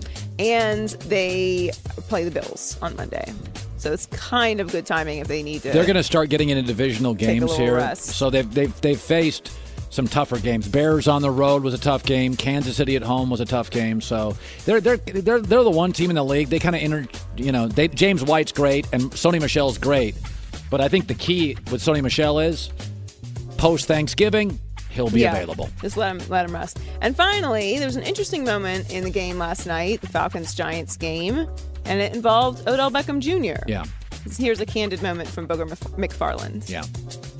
Odell Beckham Jr. was running off the field. And I don't know if anything was wrong there. Lisa says, don't worry about Odell, nothing but a bathroom break. What? Back in my day, Ted, we would do that on the sideline. I didn't need to go to the back for that. We just kind of sit down on the bench and you do your business and move on. That's what we did. Boog, that's too much information. No, it's not. Seriously. Listen. All these diva wide receivers wanted to go to the bathroom. As a defensive lineman, we didn't go to the bathroom. You sat on the bench, did your business, and you got up. And we walked barefoot uphill both ways to school in the snow. Wide receivers are cool. Cool guys don't go to the bathroom on the sidelines. I mean, let's be honest. Wide receivers got a little game, got a little diva, got a little swag. Maybe a 340-pound defensive lineman we're not paying attention to. Odell Beckham's got to go to the locker room, then come back. I have heard so many of these stories of just the bathroom breaks just in your pants. I mean, stink is obviously that's kind of part of Mark Schlereth's whole thing. Legacy. It's part of his legacy. Sort of, yeah. I don't know. I don't know what to make of that. I think it's okay for you to go run into the restroom. I'm pretty sure this is very common. Yeah. Super Bowl, no. 1-6, yeah. I don't understand why they don't have just like a little tunnel bathroom in the middle. I've actually talked about this with friends many times. I'm surprised we don't see it all the time. Yeah. Like, of course, if Odell is jogging off the field, we're going to pay attention to that. It's like now the whole world knows you have to use the restroom. It was an odd moment. Joy with the news. Well, that's the news. And thanks for stopping by. The Herd Line My News. guy, Chris Haynes, Yahoo Sports, was at the Laker game last night. Is he into Lonzo? I'm into Lonzo. That's next, The Herd. Be sure to catch live editions of The Herd weekdays at noon Eastern, 9 a.m. Pacific. Welcome back, a guy I trust. We invite him to the couch anytime we can. Senior NBA insider for Yahoo Sports. He covered LeBron and the Cavs for the Cleveland Plain Dealer, and ESPN had him on the Warriors beat. Chris Haynes was at the Spurs-Lakers last night. Let's start with this. They're 0-3. LeBron says trust the process. Chris, do you buy it? I'm going to buy it as of right now, because LeBron James teams typically, when he does go to a new team, different personnel, they tend to start off slowly. And so that's why I'm going to give him the benefit of the doubt right now. But the way they're losing, especially the way that they lost last night, I'm disturbed a little bit. Well, what bothered you last night? Well, I said this before. In a few minutes, the Laker fan base got a glimpse of LeBron James' heroics that he's endured throughout his career, but also they saw his shortcomings that he had as well. Free throws. Last minute misses at the buzzer. And so things of that nature. So those are things that LeBron James, people criticize him for that. But over the last couple of years, he's come on strong and hit some game winners. But as you still see, that's LeBron. That's some give and take you're going to have to take with him. I thought the young guys looked good. Let's talk specifically about the young guys you like. Kyle Kuzma, Josh Hart. At some point, Luke Walton is going to have to make a decision and insert Josh Hart into that starting lineup. It's clear that Kentavious Caldwell-Pope is not fitting in right now with that roster. So he has to make a decision. Luke was asked that a couple days ago. He said it was too early to make such a decision. It ain't too early. I think we all see who's a better fit in that starting five alongside LeBron James, and that's Josh Hart. And Kyle Kuzma is just playing big time, a long stretch 3-4 guy in this league right now. And those guys right now, by far, standing out. Lonzo Ball's hit 7 threes. What do you make of him? I like it, but there's still some opportunities where I've seen that he's gotten open shots primarily from the hands of LeBron James, and he's passed those up and tried to drive and do too much, and it's led to turnovers. And Lonzo, he's used to having the ball in his hands, and he's going to have to get accustomed to understanding that it's going to be LeBron James's rock, and then secondarily, it's probably going to be Rajon Rondo. And he's going to have to learn how to catch and shoot. So the jury is still out on him, if you ask me, is if he can play alongside LeBron James in the future. But you couldn't bail on him in a trade, could you, because of Rondo's history? He doesn't last anywhere. You got to have a point. I mean, I like Rondo short term, but I'm not sure, Chris, if he has a long-term personality. That's a good point. But, when we're talking about short-term, long-term, short-term, all we're talking about essentially is this year. Because that's what the Lakers are doing. It's an evaluation period for a lot of guys. No, it's an audition. Yeah, it's an audition. This is an audition until the trading deadline. For sure. And it's not just audition for those guys on one-year deals, because a lot of those guys, but it's an audition for Lonzo Ball. And, I just don't know, Colin.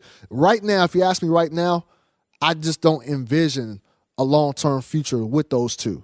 I really don't. LeBron and Lonzo. I really don't. I think Lonzo needs to have his own team where he had the ball in his hands the majority of the time. When you play with LeBron, to get the most out of a LeBron James team, you have to allow him to do all that he's capable of doing on the court, and that is primarily controlling the rock. What do you make of the fight with the Rockets? You know what? This is my little thing, Colin. I know Chris Paul and Rajon Rondo was getting a lot of buzz, and rightfully so. That's the brawl. But you know what really started it was players and coaches are getting a little irritated and frustrated with the officiating and the way James Harden is being handled. If you think about what led to it, this whole brawl was Brandon Ingram pushing James Harden. Right. Why did Brandon Ingram push James Harden? Because he was frustrated. Because James Harden initiated the contact in transition, started the bump, basically bumped him all the way out of bounds and almost into the stands. And then that's why Brandon Ingram, out of frustration, pushed James, which started this whole thing. But if you see Luke Walton last night, he was talking about the free throw disparity, and he brought up James Harden and Chris Paul. That game was 2 days ago. But he still brought it up after the loss to the Spurs last night, which shows you that players and coaches are getting a little irritated with the way James Harden is officiated. When you talk about, people talk about he travels, people talk about he hooks, people talk he initiates the bump.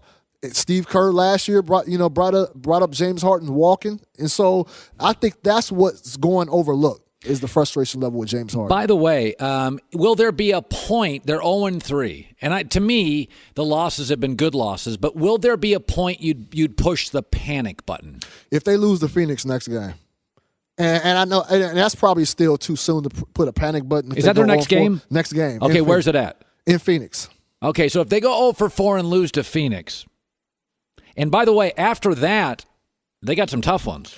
After that, so the next 8 games, 6 of those games, they're expected to be the underdogs in 6 of those games. So it's not looking pretty good for LeBron. So at 3-11, if you saw 3-11, would you trade like a KCP? Would you make a move? Because I will say this. They got 10 guys who can ball a little. It's a fairly deep roster. Now, they don't have a great player after LeBron. But, Chris, they've got about 10 guys who can ball a little. Yeah. I mean, would you move a guy? Not even if they were 3-11. I think that's still too soon. I'm just saying I will push the panic button a little bit because I think if Coach Walton hasn't made any adjustments to that roster or to that lineup by after that Phoenix game and they're still having problems, that's when I'm thinking that's the next move, not necessarily wholesale changes. And that would for KCP. He's a great defender. I think he's their best perimeter defender. But Josh Hart's the better player. I think he's showing that right now. I cannot believe how good he is. I am shocked how good. I thought he was going to be classic Villanova. Smart guy, plays defense, low ceiling. Yeah. No, and if you look at, we talked about in the back, Colin, like you look at last year's draft, and it's Kuzma and Josh Hart. Those are the players that we're talking about. Isn't that funny? Those are the players, not the number 2 pick, Lonzo Ball. And, it's not even necessarily Brandon Ingram. It was year before that. And so the Lakers have great pieces moving ahead, and there's still going to be an opportunity to bring some max guys on. So Phoenix is I've never wanted to watch a Phoenix Suns game more than that one. By the way, they have that kid from Arizona, Ayton. He looks like the real deal. Oh, wow. He looks like the real deal. Oh, yeah. He looks really good. Okay, it's Chris Haynes, senior NBA insider for Yahoo Sports. And do you get to pick the games you go to? Yeah, pretty much. God. Pretty much. Can you imagine Joy and I? Joy, let's just not work Wednesday. Pretty much. Let's go Thursday. That is. I feel like you have that power, Colin. Well, no, not really. Chris Haynes, check him out whenever he's in town. We love to have him on the show. Thanks, man. Hour 3, Trent Dilfer. Can't wait. It's the Herd. Hour 3, live. This is the Herd. Wherever you may be and however you may be listening. iHeartRadio, Fox Sports Radio, and right here, FS1. Tonight, Game 1 of the World Series. It is a great one on Fox. It is the Dodgers who won their division again.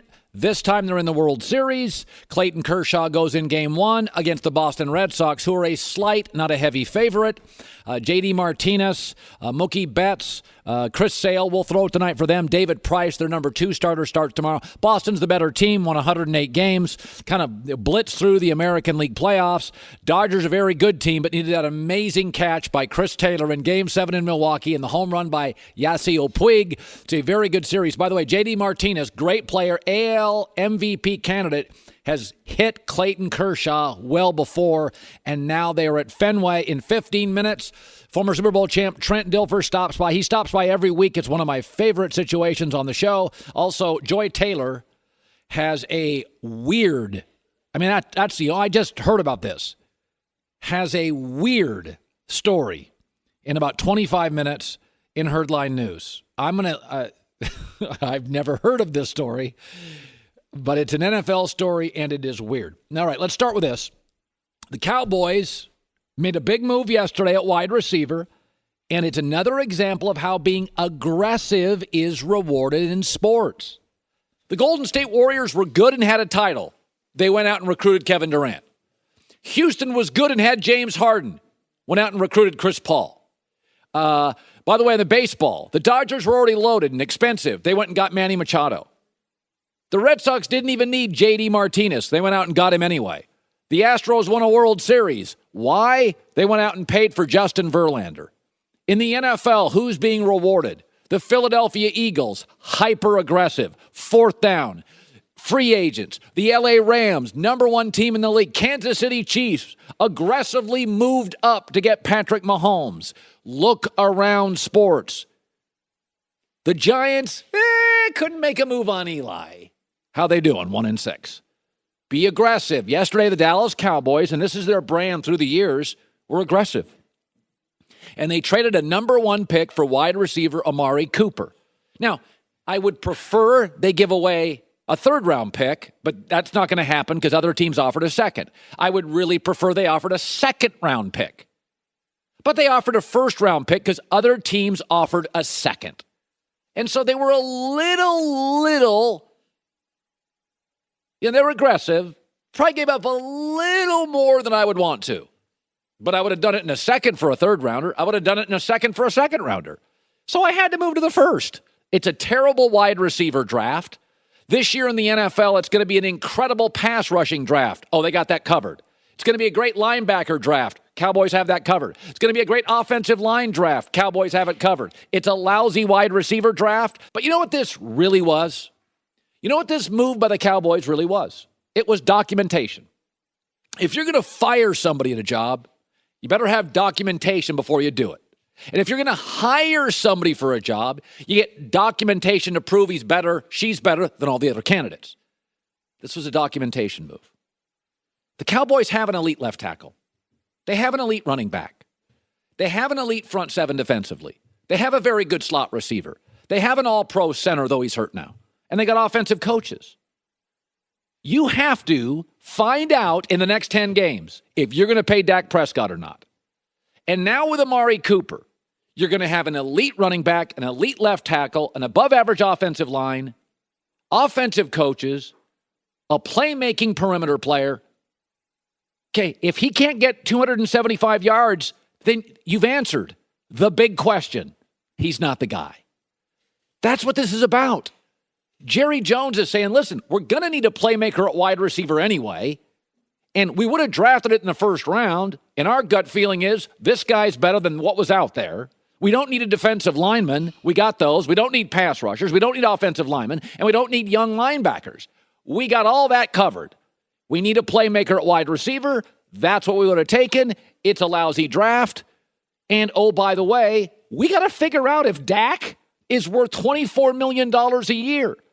Because in the next year, you're going to have to open up the wallet and pay this kid $100 million. And if you make the wrong decision, you are absolutely trapped. And so the Cowboys got aggressive yesterday. And by the way, if Dak's not the guy, then the rookie quarterback gets Amari Cooper and Ezekiel Elliott and Tyron Smith and Cole Beasley and offensive coaches. And ask yourself, if you were absolutely sure today, I went on the internet yesterday, bandwidth.com, you should try it out, and I saw a lot of this. Oh, boy, John Gruden. Woo-wee. John Gruden, he mopped up. All right, really? Ask yourself, who would you rather be today? The Raiders with a bunch of draft picks, or the Cowboys with an elite running back, an elite left tackle, a Pro Bowl center, excellent young pass rushers, tremendously athletic linebackers? You'd rather be the Raiders today with a bunch of, well, we could get that kid out of Mississippi State. I like that guy out of Clemson. That Notre Dame kid's not bad. Or tangible assets, Tyron Smith, Amari Cooper, Zeke, pass rushers, Sean Lee. If you all think the Raiders won it because they accumulated a bunch of draft picks, you'd rather be the Raiders today. I want assets. I want players. Yes, I would have rather given up a 2nd-round pick. I would have loved to have given up a 3rd-round pick, but they couldn't do that because everybody else was offering seconds and good seconds. And Dallas is probably good enough to finish at 8-8. I mean, 7-9, 8-8, 9-7. That's not going to be a great 2nd-round pick. So, and for all these people that all freak out about giving up a 1st-round pick, let me give you a couple of teams that gave up stuff. Atlanta Falcons gave up 3 to 4 picks to get Julio Jones. Do they regret it today? I don't think they do. Philadelphia Eagles gave up picks to get Carson Wentz. Do they regret it today? Kansas City Chiefs gave up 3 picks to get Patrick Mahomes. Do they regret it today? The LA Rams gave up 5 or 6 picks to get Jared Goff. Do they regret it today? Colin, those are quarterbacks. Atlanta gave up 3 or 4 picks to give up Julio Jones. Do they regret it today? The Cowboys gave up 1 pick at a position of need that they were going to draft anyway to get a 24-year-old wide receiver who can still play, who's got like 7 years left minimum of real game. And it is documentation to figure out in 1 year if you pay Dak $100 million or go get the next great young Cowboy quarterback. Jason Garrett, radio this morning in Dallas, talked about the move and why they did it. We really believe that Amari can be that kind of a guy. Again, he's 24 years old, and we think he has a bright future. And, the value for a player like that at his age, that's really what it costs you. It costs you a first-round pick. And if we were to get into the draft next spring, you would say, boy, is there any receiver who's as good as a guy like Amari Cooper? He's not 28, 29, 30. You're not paying for a guy for what he's done for the past 6, 7, 8 years for another team. We feel like he has it in front of him, and he can really benefit our team going forward because of the ability he has and the kind of person he is. I totally agree with that. Do you guys realize that Amari Cooper is only 6 months older than Falcon wide receiver rookie Calvin Ridley? He's a baby. Came out early. Young player.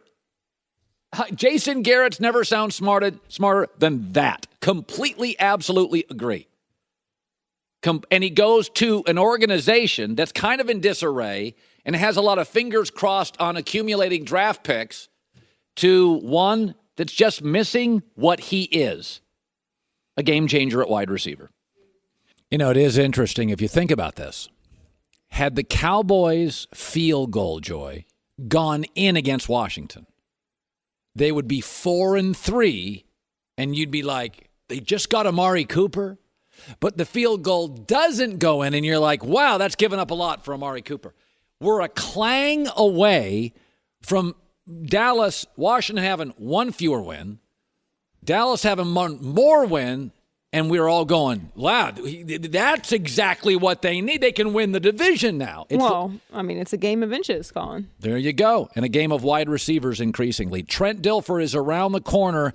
Always look forward to this. We always get smarter. Trent's coming up next. Want more Herd? The Herd streams 24 hours a day, 7 days a week within the iHeartRadio app. Search Herd to listen live or on demand whenever you like. Car shopping's confusing. A lot of terms, dealer price, list price, invoice. TrueCar shows you what other people paid for the car you want. Save $3,000 off MSRP.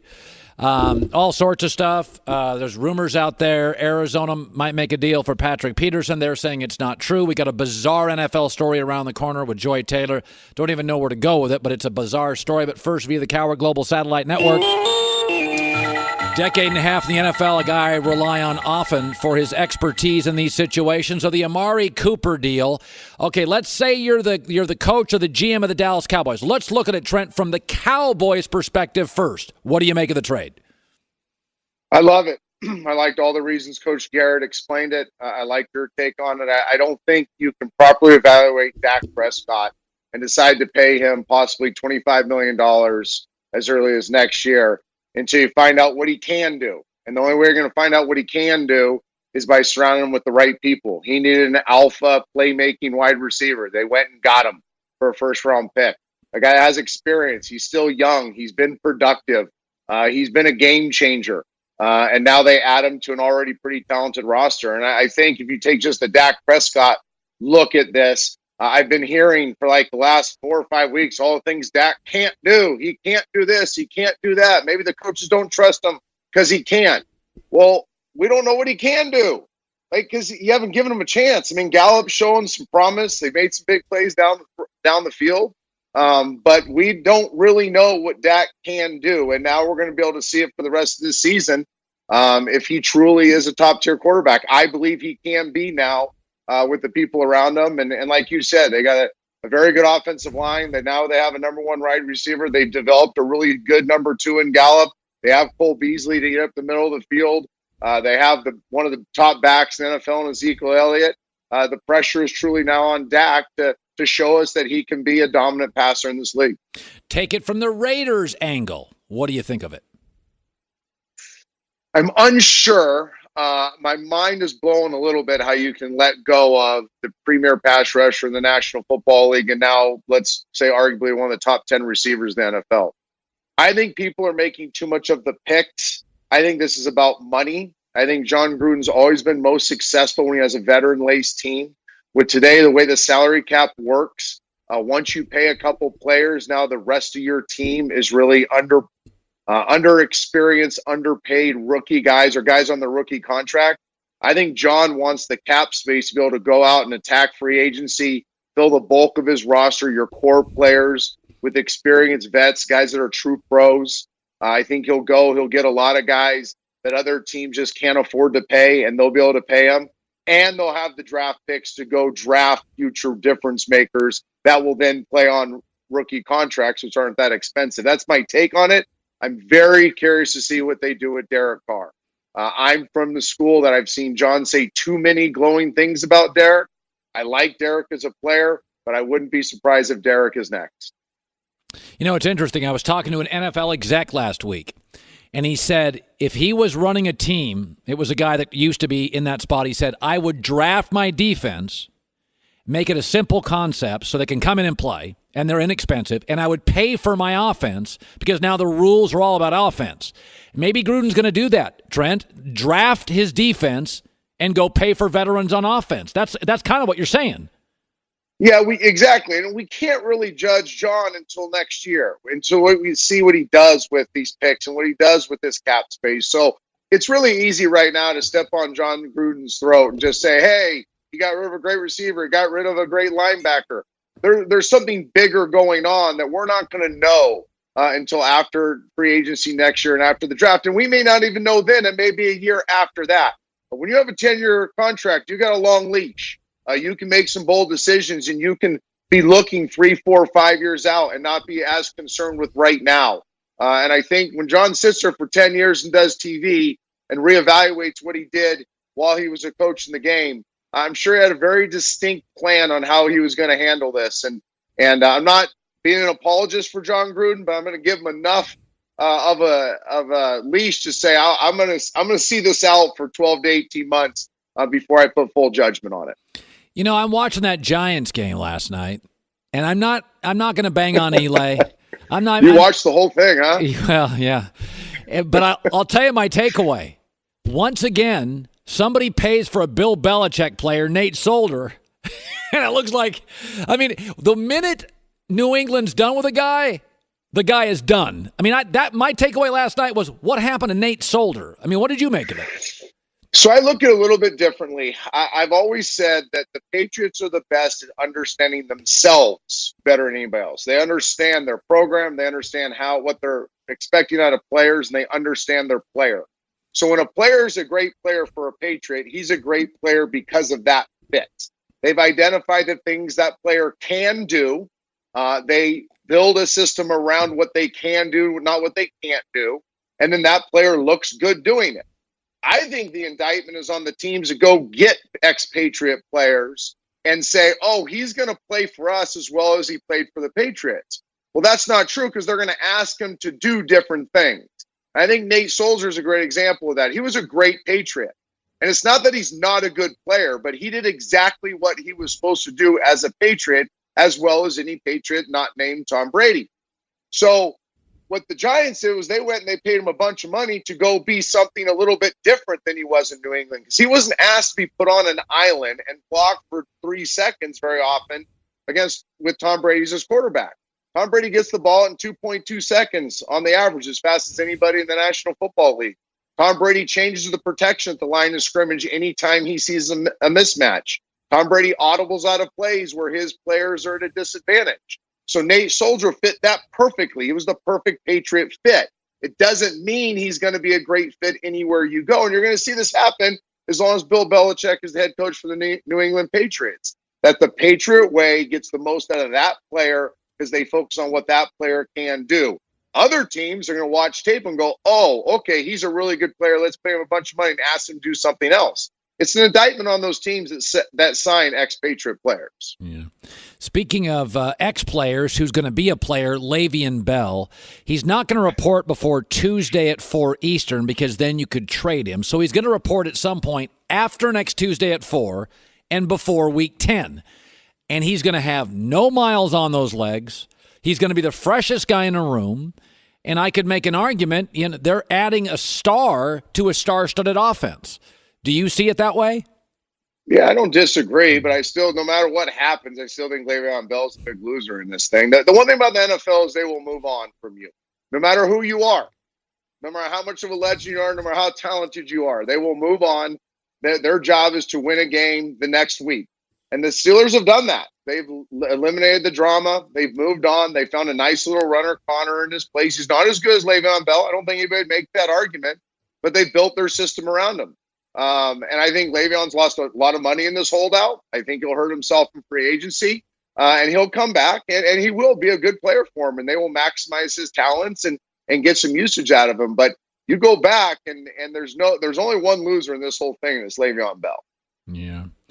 What do you make of Patrick Peterson complaining in Arizona? Or is he complaining? His brother's talking or a cousin. Yeah. What do you make of that? He's a great player. Yeah, my thoughts on this are this. I think this might be this generation of NFL athletes' way of forcing a team's hand. A player has very little power. And I'm not saying I agree with any of this. And I would not have done this to a player, and I don't like when players do it. But when they realize they're in a situation where they feel hopeless, now they can start making demands. And basically the message they're sending to the organization is, do you want a disgruntled me, a guy that's not going to be all in, a guy that may not play to the level I've played at before because I'm not all in and I don't believe in what we're doing? Or do you want to go out and get some picks for me?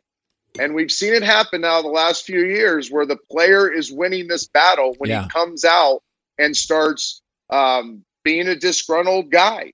I don't like it.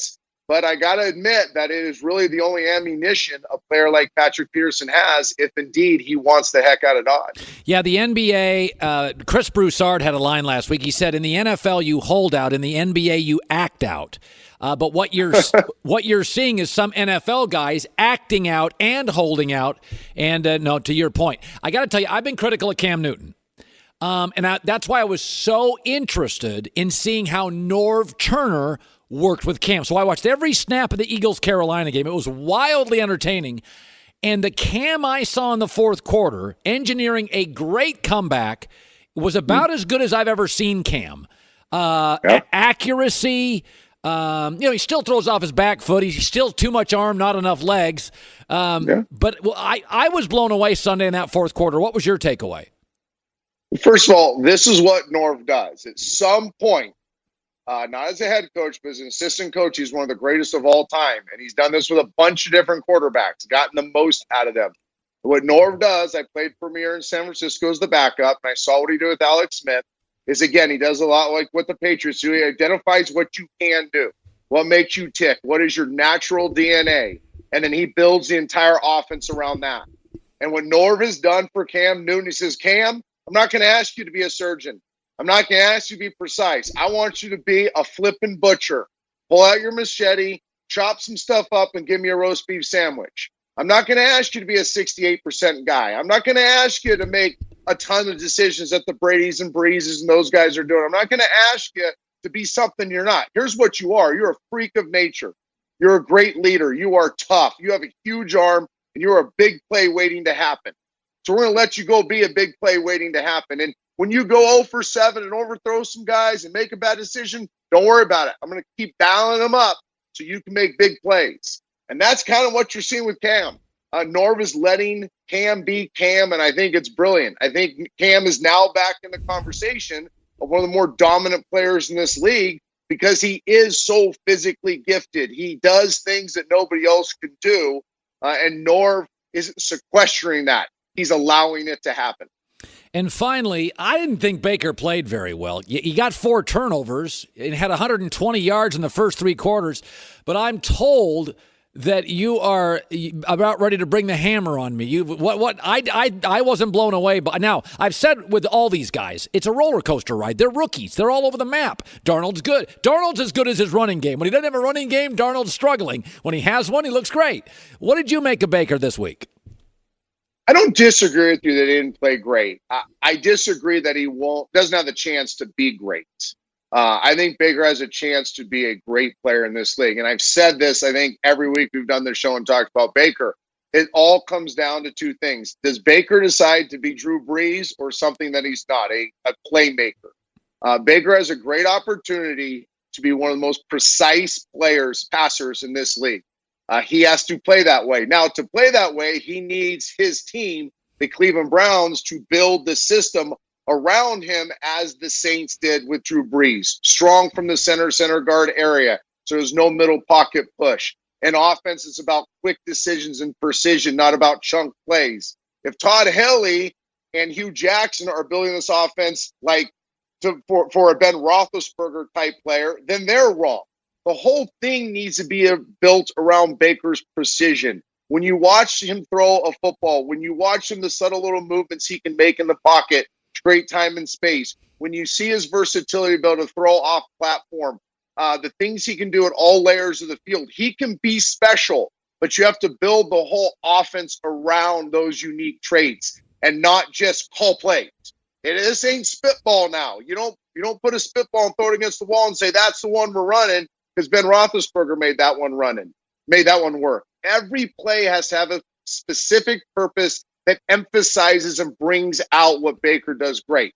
That's my take on Baker. What happened the other day was when they were calling the precision game, he was really good. The end of the game, when it was about completions and moving the ball, he was really good. But when they're trying to call these specials and these chunk plays and attack defenses in ways that Baker can't do yet, he looks very average at best. And I think that's going to be the conversation around Baker as we move forward. Just get smarter. Love this. I get to see a Super Bowl trophy over Trent Dilfer's head. I get all this expertise on stuff. Even when he defends Baker Mayfield. I liked all that right there. What's shinier, my head or the trophy behind me? They're both pretty shiny, to be honest with you. It's a draw. Good seeing you, buddy. All right, pal. All right, thanks. Yeah, he's really got Baker Mayfield down. Like when he says that, he says it better than I would say it, but what he is saying is absolutely what I see. I just don't say it as well. But it's like, this is the one reason I said Baker's not going to be a bust. He's just too damn accurate. Like he throws I like his motion way better than Sam Darnold. And I think he's a kid that'll stay a little healthier than Josh Rosen. He's not going to be a bust. Now, I think his ceiling's closer to Case Keenum. I think he's better than Case. I don't think it's Drew Brees, who's one of the 5, 7, 10 best quarterbacks I've ever seen. But when he's in the pocket and has time, Baker throws a beautiful ball. Really accurate. Guys are in stride. They get it. That's where he's great. Joey Taylor with the news. No. Turn on the news. This is the Herd Line News. Okay, Colin, so there's still a bit of stuff coming in from this story. Okay. But, it's this is the breaking weird news. one. Yes, Broncos backup quarterback Chad Kelly was arrested this morning on suspicion of criminal trespass. It's also being reported that he was charged with first-degree criminal trespassing. He posted a $2,500 bond and is due back in court tomorrow. And in a statement, the Broncos said that they are disappointed and they're getting more information from the police on Kelly. So according to court reports, a man and a woman told police that he came into their home uninvited after 1 a.m. and sat on the couch next to the woman and was mumbling incoherently. The man chased him out and hit him in the back with a vacuum tube. And then the police found him nearby. And then after confirming on the video reports or the video recordings that it was him, and so he's been arrested. I can't have a quarterback on my roster that is doing that. Well, you remember he also pled guilty to a non-criminal charge of disorderly conduct and agreed to 50 hours of community service. When? After a fight outside a Buffalo nightclub when he was an Ole Miss signee in 2015. he's got baggage. I'm out. I have no time for that nonsense. Again, linebacker, I could deal with it. Safety, I could deal with it. Quarterback? I mean, breaking into somebody's house and sitting on the couch next to someone, and can you deal with that? Maybe there was a great Netflix show on. I don't know, but this is a quarterback. I can't have this nonsense. I'm just not interested in Chad Kelly at all. I'm like, no, and I mean, I'm done. It's not like he was Now, by the way, Dak had a moment in college at Mississippi State, and I said at the time, I don't like it. But it was isolated. Now we got 2 with Chad. And by the way, this has been my knock on, the Baker thing and the Jameis Winston thing. Is quarterback is different. This is a maturity and leadership position. I'm out on Chad Kelly. And I've heard things through the years on Chad that Ole Miss had some struggles in this maturity department. A little bit of a frat boy, so I'm a little out. bit. I mean, you're breaking into somebody's house in the middle of the night. So, who in this day and age? By the way, Colorado is well armed. There's a little cowboy feel to Colorado. It's the old West. Like, I'm not breaking into people's houses in Colorado. Yeah, so we'll get more information on that, I'm sure, as the day goes on. So after the departures of Khalil Mack and now Amari Cooper, the Raiders and Derek Carr seem to be reportedly having some issues as well. According to Marcus Thompson of The Athletic, team sources describe a fractured relationship between Carr and his teammates, mostly because confidence in him has waned. It certainly didn't help when film showed what looked like him crying after being sacked and injuring his arm. It's hard to see how Carr can lead the team again. There are already rumblings about Carr being a sitting duck. Ouch. His game is marked by mental fragility that doesn't inspire confidence. I don't. Come on. Now, Carr responded directly to this report on Twitter after his brother Darren defended him with a list of his career injuries. And he said, Carr said, "Don't even waste your time with this big bro. On the ground, I yelled, 'Get me up, get me up.' Then I got to the sideline and yelled again. Not one tear, not one time. There's the truth. People will click on it because it sounds crazy, but stop playing with me." This is very weird because Derek Carr is not someone that you would generally think of as being soft. Like, there's quarterbacks out that you're like this is Sam Bradford. No offense to Sam Bradford, but like you're like, oh, it's kind of believable. Like, by the way, always injured. if I'm the Giants, I'd make this move tomorrow. But they had David Carr, so I don't think they'd make the move on Derek Carr. Well, I think the Giants at this point just play the season out and get a draft pick. Like that's where you are. But there are plenty of teams. I mean, you mentioned how the about Dolphins. the Jags? Yeah, or the Jags. If Derek Carr is and he is actually a quarterback I would consider top. So if I find this report to be kind of weird. I would say this: if Jags need a quarterback and this window is small, if I'm the Jags, I call the Raiders and I'd give the Raiders a pass rusher. I mean, seriously, it's the one thing they can't do, and it would. I'm just saying, if didn't the Raiders have a good pass? I feel like they had yeah, they did have one, but he was going to be really expensive. Jags are one of those rosters. They have players to move. They've got players they could move defensively. If I'm John Gruden, I get a little bit of a player and a draft pick.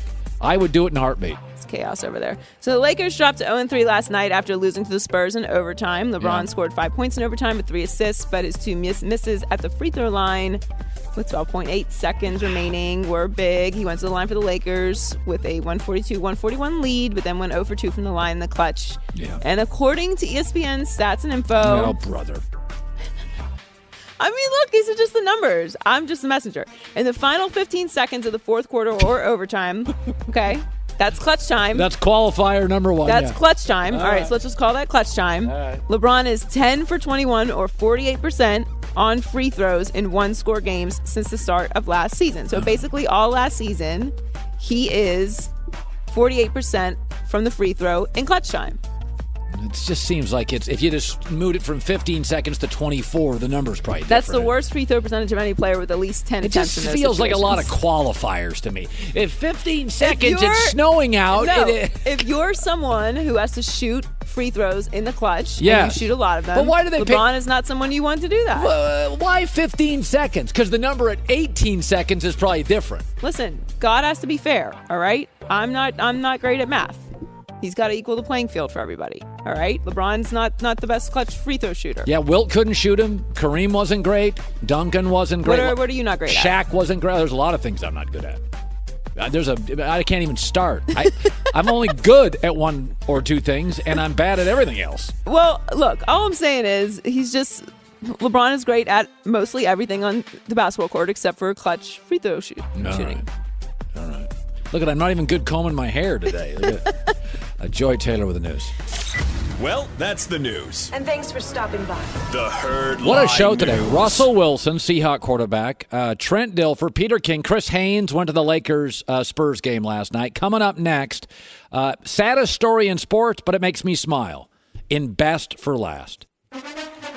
The World Series begins tonight on Fox, and Game 1 features two of the best pitchers in all of baseball. Clayton Kershaw takes the mound for the Dodgers against Chris Sale and the Red Sox. Game 1 tonight starting at 7:30 Eastern on Fox in the Fox Sports app. I went to the store last night, bought some peanuts, going to sit on the couch, have a beer, eat some peanuts. I don't get to be at Fenway Park like all my bosses Like tonight. the unshelled peanuts? Yeah. No. Like the shelled. No. Yeah, the unshelled. Yeah, like that kind of bag. Where are you going to throw the... On the floor. That's why they created vacuums. I don't care. And dogs. So this is a great World Series. This is what it's... Nothing against analytics. By the way, the Dodgers believe in analytics, and the Red Sox believe in analytics. They just also believe in stars. So nothing against Milwaukee, but they're kind of heavy analytics, light on stars. I like analytics, but mostly I like manalytics, which is stars with my analytics. It is going to be a great World Series. And I was thinking about these two teams, these two cities, L.A. and Boston right now, are becoming the sports hubs in the country. Boston's doing it with intellect, Danny Ainge and Belichick. L.A.'s doing it with glamour, the Rams, Machado, Dodgers, LeBron. New York, that's got all the money and all the glamour and a lot of brains, is no longer even close to these two. To show you how far New York has fallen as a sports city, I'm going to give you the 10 sports cities in America that are better and best for last than New York. After almost 3 hours, Colin apparently hasn't gotten to the point yet. Quit holding out on us, Cowherd. It's the best for last. Let's start number 1 with Los Angeles. Number 1. Okay, the Rams are unbeaten. They're 7-0. The Dodgers, their 6th straight playoff appearance. The Lakers have landed LeBron, and the Chargers are 5-2. So the two NFL teams are 12-2. Los Angeles is right now as hot as anybody in the country. Let's go to number 2, Boston. Number 2. Yeah, Boston. The Red Sox are in the World Series and just had the best record in their history. The current NFL dynasty is the New England Patriots. And the Celtics will either be the number 1 or 2 seed in the East, and going forward look to be the next dynasty in the NBA. Number 3. Houston. They're doing a lot of things right. The Astros are reigning World Series champs and look to be good for the foreseeable future. The Rockets are good, star-studded, and had the NBA's best record in the regular season, not the Warriors last year. And the Texans are currently leading the AFC South. Number 4. Chicago. The Cubs, 4 straight playoff appearances with Theo Epstein and Joe Madden. The Blackhawks have won 3 Stanley Cups this decade. And the Bears, this is promising, probably the most promising Chicago Bears football operation we've had since the 90s. They got players now. They got the coach. I'm not sure if they have the quarterback, but they came with a Hail Mary of beating the Patriots, and they are nasty up front defensively. Number 5. Let's count Toronto. Raptors are a perennial playoff team and have the best record in the East last year and just beat the Celtics. The Maple Leafs, the original 6, the Maple Leafs have the best record in the East this year in the NHL, and Toronto FC is the reigning champs in the MLS. Number 6. Oakland. Okay, the Warriors have a dynasty. I would say the A's revolutionized baseball analytics. I think you have to put them up there. Listen, if you have the biggest dynasty perhaps ever in a sport and doesn't appear to be showing signs of age, you make my list. Number 7. Milwaukee. The Brewers, again, heavy analytics, just made the National League Championship Series. The Green Bay Packers with Aaron Rodgers are perennial NFC North champions and playoff appearance team. And the Milwaukee Bucks are 3-0. They were a playoff team last year. They have one of the top 5 players in the league in Giannis. Milwaukee is better than New York. Number 8. Philadelphia. I give Philadelphia a lot of crap, but they just won a Super Bowl. For the record, Villanova right now is the best college basketball power in the country. It's not Duke, Kansas, or Kentucky. Villanova right now is the most dominant college basketball program, and the 76ers won 52 games last year and have 2 stars. I'm not sure if they'll last forever, but they have 2 Ben Simmons, Joel Embiid stars to build on the next decade. Number 9. New Orleans. Forget LSU football, that's shockingly good. The Saints currently are 5-1. That's the second best record in the NFC. And the Pelicans won a playoff series last year and looked fantastic Boy, they've gotten really good since Boogie Cousins stopped being a Pelican. Anybody else notice that? They're sure good with Boogie Cousins not there. So that's your top 9. Number 10? Number 10. Honolulu. They have the current Little League World Series champions. They are right now a better sports city than New York. It's I see this in politics all the time. Fear is what politicians use to vote for their side. Be afraid of those people. Look what they're doing to the country. Republicans say this, and Democrats say, "Oh, be afraid. Oh, that side's got no morals, and this side, they're too mean." Everybody's selling fear. We're all afraid of New York because they got the glamour, and they got the money, and they got the history. That is mostly a dysfunctional sports town. Boy, and they have New Yorkers who are not going to take kindly to you not putting them on their list. Knicks, dysfunctional. Brooklyn, dysfunctional. Mets, dysfunctional. Giants, dysfunctional. They have that little team called the Yankees. Yankees, okay, not dysfunctional, but the Giancarlo Stanton contract is an albatross. Even for their revenue streams, it is an albatross. With all the power shifting now, I don't know. We tend to be afraid of people pulling away from us in life. I see politicians do that. This is kind of crazy that you're saying this as a Sam Darnold guy. No. Again, they're not a good football team. I like their future, but currently they don't have enough offensive players. It's an offense. Sam Darnold's as good as his running game. He's a 21-year-old kid. When the Jets in 3 games have given him a running game, he looks great. And when the Jets in 3 games couldn't run the football, hey, Sam, you throw it 40 times and Sam's not going to be great. Because they just don't have a good O-line. They don't have good receivers. They have a good young tight end, but they kind of have journeyman running back. So by the way, I know everybody thinks that I love Darnold and everybody else is terrible. These rookies are exactly what they thought they would be. My concern about Josh Rosen, durability, he's hurt. My concern about Darnold, he's a little reckless. Last week, 3 turnovers. Right. My concern about Baker, he thinks he's something he's not. He's a pocket passer who throws darts. When he tries to get tricky, which sometimes he's trying to ad-lib too much, Lamar Jackson, special but not ready yet. And Josh Allen, pushed into duty but not ready yet. These quarterbacks are all exactly what we thought they would be. Nick Wright and Joel Klatt are on our show tomorrow. Russell Wilson of the Seahawks stopped by today. I thought Seattle was in a rebuilding mode. I think they're in less of a rebuilding mode than I thought. I do think they'll finish second in the division to the LA Rams. But when I asked Russell Wilson, I said, you watch your team this year, you're really a power running team. It's not your team, it's a power running team.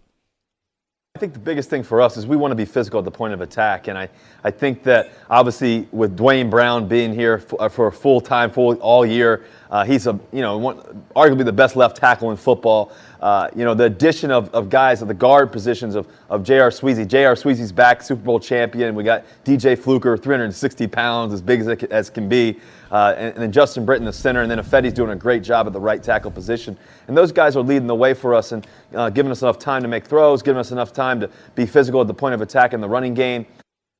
Yeah, I mean, I thought Seattle came into this season rebuilding team. Not really a rebuilding team. Tomorrow on the show, Nick Swisher, who I saw in the hallway, I'm telling you, folks, he walks through the door at this company at 5:15, and he is 17 espressos in.